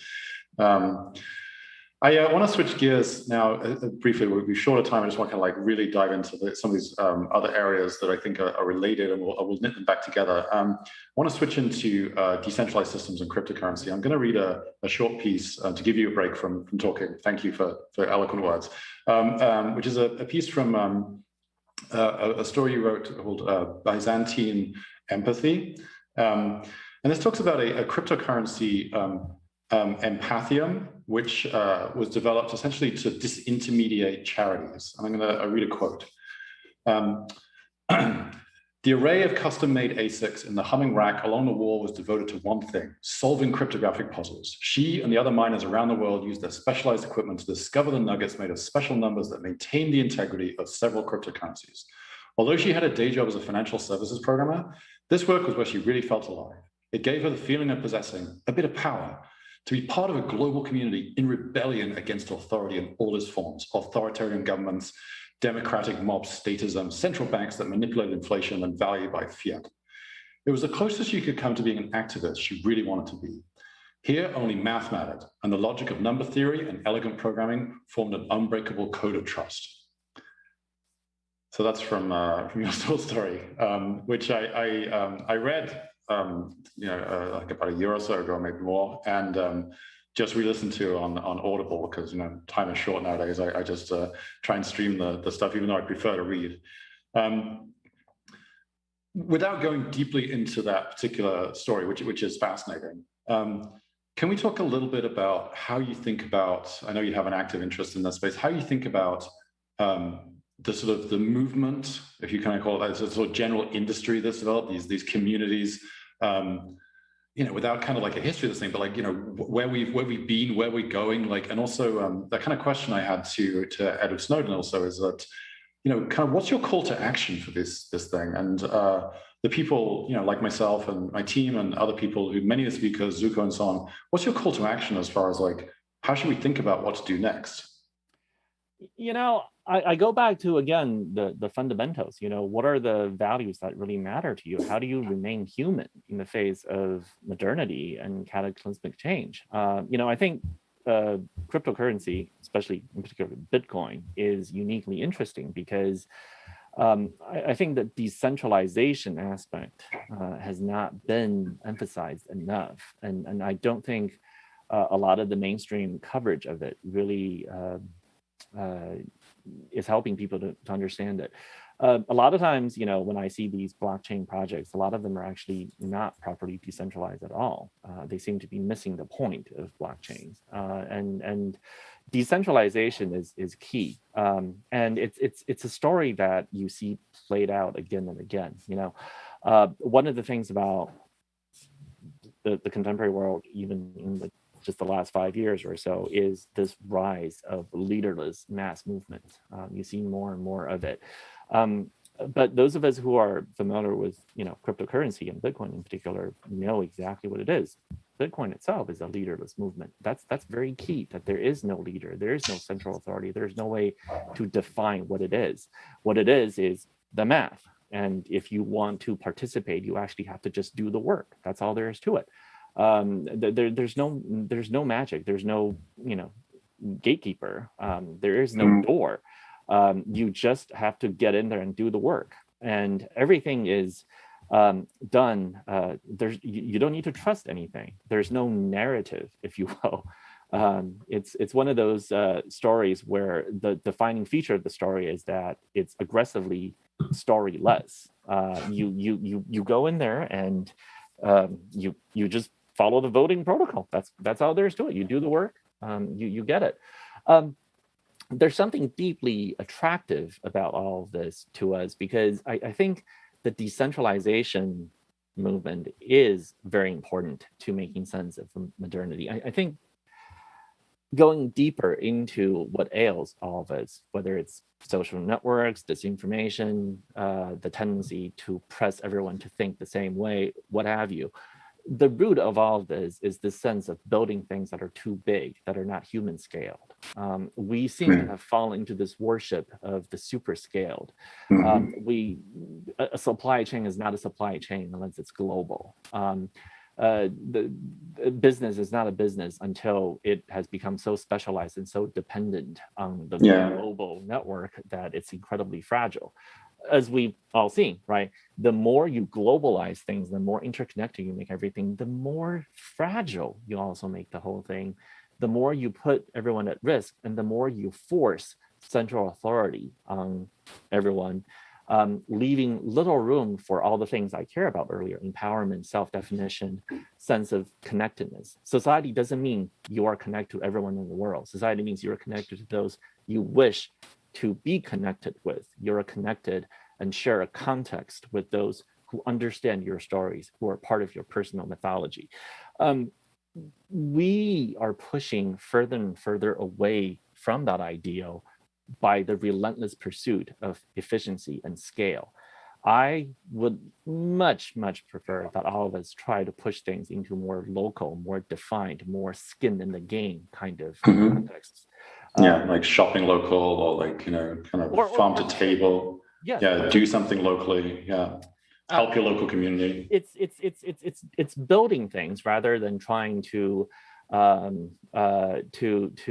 rent seek going viral, right?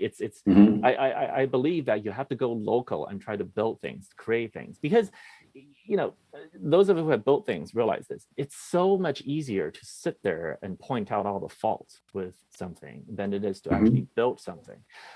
You can criticize all you want about the buildings that are there, but to design one and then build it yourself, that is where you really are doing the hard work, and that is where you're really creating value, and that is the place where you're, it's like, I'd rather be a storyteller, someone who writes stories, who creates stories, than someone who just picks apart other people's stories and say why they're not good. I think too many of us are engaged in the process of criticizing, picking apart, and pointing out faults, and not enough of us are in the business of building things. And I would like to see all of us try to throw more of ourselves into making things, building things, the hard work of actually, like again in Bitcoin, the hard work is to prove of work. That's all there is to it. You actually have to do the work. Otherwise you don't get to, you're not really participating. Criticizing and pointing out and giving abstract opinions is not making a new story. It's not building a better story. And I think all of us do need to get into the business of building a better story.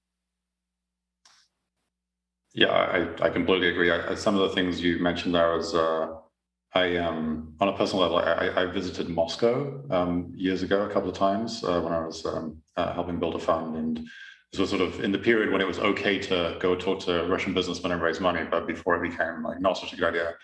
And just seeing the scale of the buildings, one of the things that left with me, this you felt like a tiny, tiny person. And the streets, one side of the street is the size of a normal US highway. It's like just enormous. And there's this sense of like dehumanizing you by the scale of the thing. It made me think of that. You were talking about the sort of scale of the internet and how it's sort of dehumanizing us in our tininess, right? We're always trying to get more Twitter followers and more this and so on, but we can never really get enough because there's always somebody bigger. And there's this sort of like race to, Edwards was talking about this as well. Snowden was talking about this sort of, how we become part of a game. We're like characters in this little video game.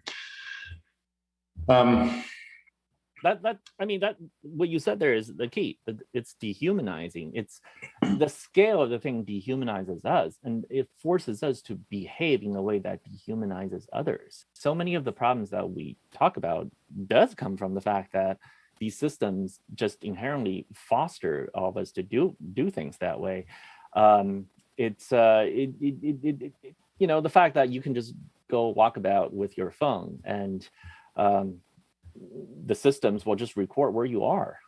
You're being permanently tracked. There is no the whole narrative about the public-private distinction. In some ways, is an invention to excuse the utter immoral behavior of some of these platforms that we're building. The idea that because you're in the street, therefore everything you do should be permanently recorded and therefore tied together with every other bit of data about you, and that's all totally okay, is preposterous. The idea that you have no expectation of privacy in the way that lawyers talk about it is nonsense. Law is also a storytelling activity, and too many of us are willing to subscribe to this nonsense about, direct government action, the public-private distinction, the expectation of privacy.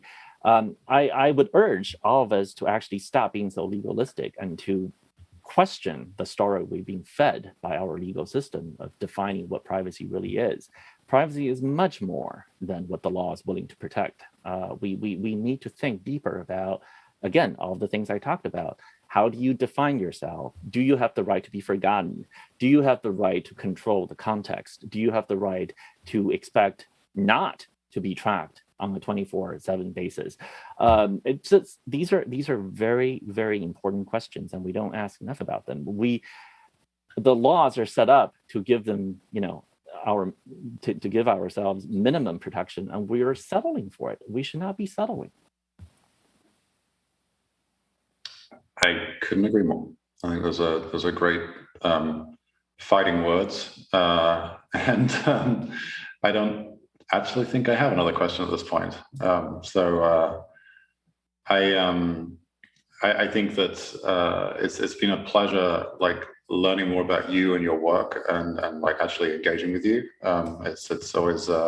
I was saying to you earlier, I'm far more nervous talking to a sci-fi author or perhaps an artist, which I also love, than I am perhaps interviewing a famous Hollywood star. But it's been amazing getting to know you and understanding your perspectives. And I really think that we should all take a moment and think through these things and think about what does privacy mean to us, what other values we're trying to embody.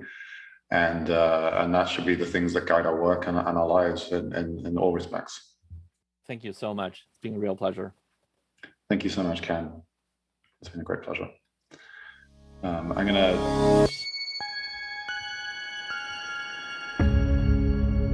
passing over now to join Derek for our closing remarks. Hi, Derek. How are you? I'm really good, Seven. How are you? I'm good, thank you. That's good. It sounds like you really enjoyed that conversation. How are you feeling about that? I did, yes. I found it fascinating. There was many things I think we could have continued to talk about, and I hope to do that at some point with Ken, and perhaps have him back for another Priv8 or some other event. So, yeah. Private 2022. We'll start planning now to make sure we get Snowden back and a bunch of other people who we just couldn't fit in to the constraints this year. There were lots of speakers who I know were hoping to feature, and even some folks I wanted to reach out to, but with the constraints. I think I actually got all of my ones in. So okay, I was lucky. I just kept pushing. Yeah. Usual stuff, right? Yeah, that's okay. Nothing wrong with that. Anyway, I think it's just really important at this point to make clear, like, privacy is not solved, right? Like we really just got this conversation started here, with our community, and certainly there have been other events that have happened over the last few years that I've kind of brought forth the need for people to talk about this issue at all. Actually, on the topic of stories, I finally finished up Citizen 4 yesterday, the documentary about Ed Snowden. Mm-hmm. And I noticed at one point when he was packing up his stuff to move to Laura Poitras's room, because the media had figured out which room he was in and was calling him, he actually had a copy of a Cory Doctorow book, like, there by his backpack. Not Little Brother. I don't remember the name right now. Homeland? Sorry? Was it Homeland? Yes, it was Homeland. Yeah. So, I remember I saw that and I was like, there you go. We're about to have a conversation tomorrow about stories and how impactful they can be. And there's an example of somebody who, is at the front of this battle, and certainly, led by example 8 years ago now, and there he is, reading a book by a Canadian author, and whose books I've also read. So I had to sneak that in there. I know he lives in the States now. I don't care. So I've been on some great panels with Cory. So that's solid. Yeah, not too long ago, actually. Mm-hmm. Yeah. Not too long ago. I actually know him from the very early days of peer-to-peer also, but it was a long time ago, a galaxy far, far away. Yeah, it can feel like a while after you've done a few events. So Derek, we have an after party, right? We're going to be hosting on Clubhouse, right? We're going to get a chance to meet some of the speakers and meet us on Clubhouse, right? Yeah, it's absolutely. Be a fun chance to hang out. I've tweeted out the link. I don't have a ton of followers, so thankfully Shawnee has also shared that link on Twitter, probably elsewhere. It's on the Telegram group. It's on the Discord server. If you're already part of the community, or hit up orchid.com and click one of the social media links, you'll find that link there. That starts in a little under 2 hours. It'll be 14:30 or 2:30 p.m. Pacific, 5:30 p.m. Eastern, 21:30 UTC/GMT right now for you, 7. Nice. And so that's happening in just a couple of hours. So yeah, please join us. I'll be there for a little bit. I'm sure 7 will be there. Alex will also be hosting. I know Amanda, our CMO, is going to pop in, and hopefully lots of other people from the team and elsewhere. So please, if you do have a Clubhouse account and you have the app, go ahead and find those links. And of course, if you don't, we have a much broader community across Discord, Telegram, Reddit. The Clubhouse link is also there. And lots of other social media platforms where you can engage. Discord, Telegram, and Reddit is the best way to get a direct line to us. But we're happy to have you join whatever way you feel comfortable. As I was saying earlier, this conversation is not done. There's still lots and lots to do, whether it's digital privacy, security, a lot of the topics Alex talks about with his guests on Follow the White Rabbit, about democracy and things like that. Brian was talking about open source voting systems earlier. These are all part of this larger conversation, and we're happy to hear everybody's thoughts at just about any time on any of those topics. So please join us later in Clubhouse and anywhere else you feel like engaging with Orchid. 7, this is really your baby. I will let you close this out. Oh, I don't know if it's my baby, but that sounds like a lot of responsibility. It's been an amazing 3 days. Like I said, when Amanda and I started talking about it, she's like, I've got this great idea. And I was like, oh, let's talk. And she's like, I've got a name. And I was like, wow, that's a really cool name. And this was, pre-pandemic, and then we all learned how to be virtual, and then we kind of got good at it. I remember I'm pretty comfortable going on stage. I still get very nervous, but I had the hardest time learning how to do this virtual stuff. It was just very intense, and now here we are, not only meeting Ed Snowden in his environment virtually, but bringing everybody else together. And I think it's been great. I've definitely really enjoyed it. Some favorite moments for me, obviously, just the chat I just had with Ken was phenomenal. I just thought, Ed Snowden's kind of like call to action, the sort of "don't stay safe, stay free" was really powerful. And I've had many people come to me afterwards and say, that really rings home, or it really kind of rings true for me. Mm-hmm. And I think it is kind of a framing. It's like, do you want freedom or safety? Like, what do you want to do? Like, how do you want to think about how you do things? I absolutely enjoyed the kind of discussion around, Audie Tang's Taiwan's approach to privacy preserving contact tracing, and the kind of concept of like what it means to have privacy. Like, how do you trust people? Who do you trust? Like, who are you willing to share that information with? And that was something Ken was also talking about. Mm-hmm. And then also just great, like learning and understanding a lot of these kind of different issues around regulations around privacy and kind of what's the legal framework for these things, and what does privacy really mean? I think that one of our inspirations in starting this project was not just to try and develop technologies and really build an organization that was able to focus itself, dedicated itself to privacy, not have privacy be a sort of selling point for something else, but really dedicate thing. And I'm grateful that we've been able to do that, but also to try and change the narrative. Say, okay, well, as I was saying, years ago when we started the project, and we were talking to people about helping us get started, and many people said, hey, we just don't think this is a big deal. There's a Snapchat generation who's just said, yeah, whatever, I want to hang out with this person or that person. I just want to do it. And Ken has this phrase, and actually the book I was just explaining, the Byzantine empathy, where he talks about the WikiLeaks generation is the people who realize that these big organizations, you just can't trust them. They're lying, they're stealing, they're pushing blocks of cash through Swiss bank walls, literally, as a way to money launder and do weird stuff. And I think that people are now starting to wake up a bit more. And there's people like myself who thought that the first cookies were evil, and now there's cookies everywhere. Like, I was just like, really? We're going to allow cookies? That's crazy. But then I think also, one of my thoughts really now, and this is something I'm trying to practice myself even more every day, is do the research, read the books, read the articles, listen to the things, and then play with the technology, learn, try the new things, get signal, make a point of trying to get your friends to use it, make a point of practicing, living your truth. I'm sure, we slip up because we want to use Twitter and so on, but think about the boundaries of what you're willing to share. Like I was saying earlier, what's your kind of the vision, the image that you present to the world, and what are the stuff that you really keep private, and what's that going to be? And everyone has a different definition. Like reality TV stars have no boundaries, but there is most of us, I think, have strong boundaries. Some people have bigger boundaries than others, but whatever that boundary is, figure it out and see if you can stick to it. Yeah. So that's been a real thing for me to think through. I want to say thank you to everybody on the team, Amplified and Amanda, and all the people who just just really lent in here and just did this huge job and got this thing off the ground.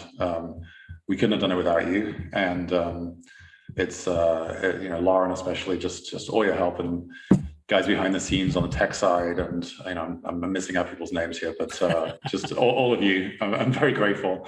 And also to all of our speakers, and to our community for all your support, and also the team at Orchid, who've been working tirelessly. We're not known for always telling everybody exactly what we're up to, and sometimes these things, we kind of do a lot of things at once. We're a little bit private. We have our boundaries, but the team has been just killing it recently, and there's a lot of interesting things happening. And if you're checking out our GitHub, you'll know what I'm talking about. Just like this event is not, the sort of the solution to privacy or the end of the conversation. The same thing with Orchid. We've got a lot of things that we want to work with the community in developing, and it is a community thing. We want to hear from you. We want to understand. We want you to lead things. We want you to take the code and do your own thing. That's like, really our dream is like an open source framework for privacy is what we're trying to do, and we are doing. I want to give a little call out to, we tried not to plug our product too much, but I'm going to plug it right at the end. That's fine. So once again, we did just release a very important update. Last year, we released in-app payments for initially just Apple devices, and this enables people to just use kind of click or the scan or the kind of the fingerprint to pay for credits on the Orchid network. And we've just changed, not changed, but we've added to the mechanisms by which you can do that on the blockchain. We're now enabling payments that are now denominated in XDAI, which means that it's much cheaper to start up an Orchid account. It's more efficient, and also it stays stable. So if you put in $1, you end up with $1, and then that's kind of what you think. That's really an interesting part of it. So you can find all the information on our website. It's in the App Store, and we're very excited to do that. That's about all I got. I think we probably should wrap this one up and get ready for our little after party. Any final closing words from you, Derek? I was going to do a little bit of a credits. You thanked Lauren and the team at Amplified. Thank you. I think the AV team's company's PPV.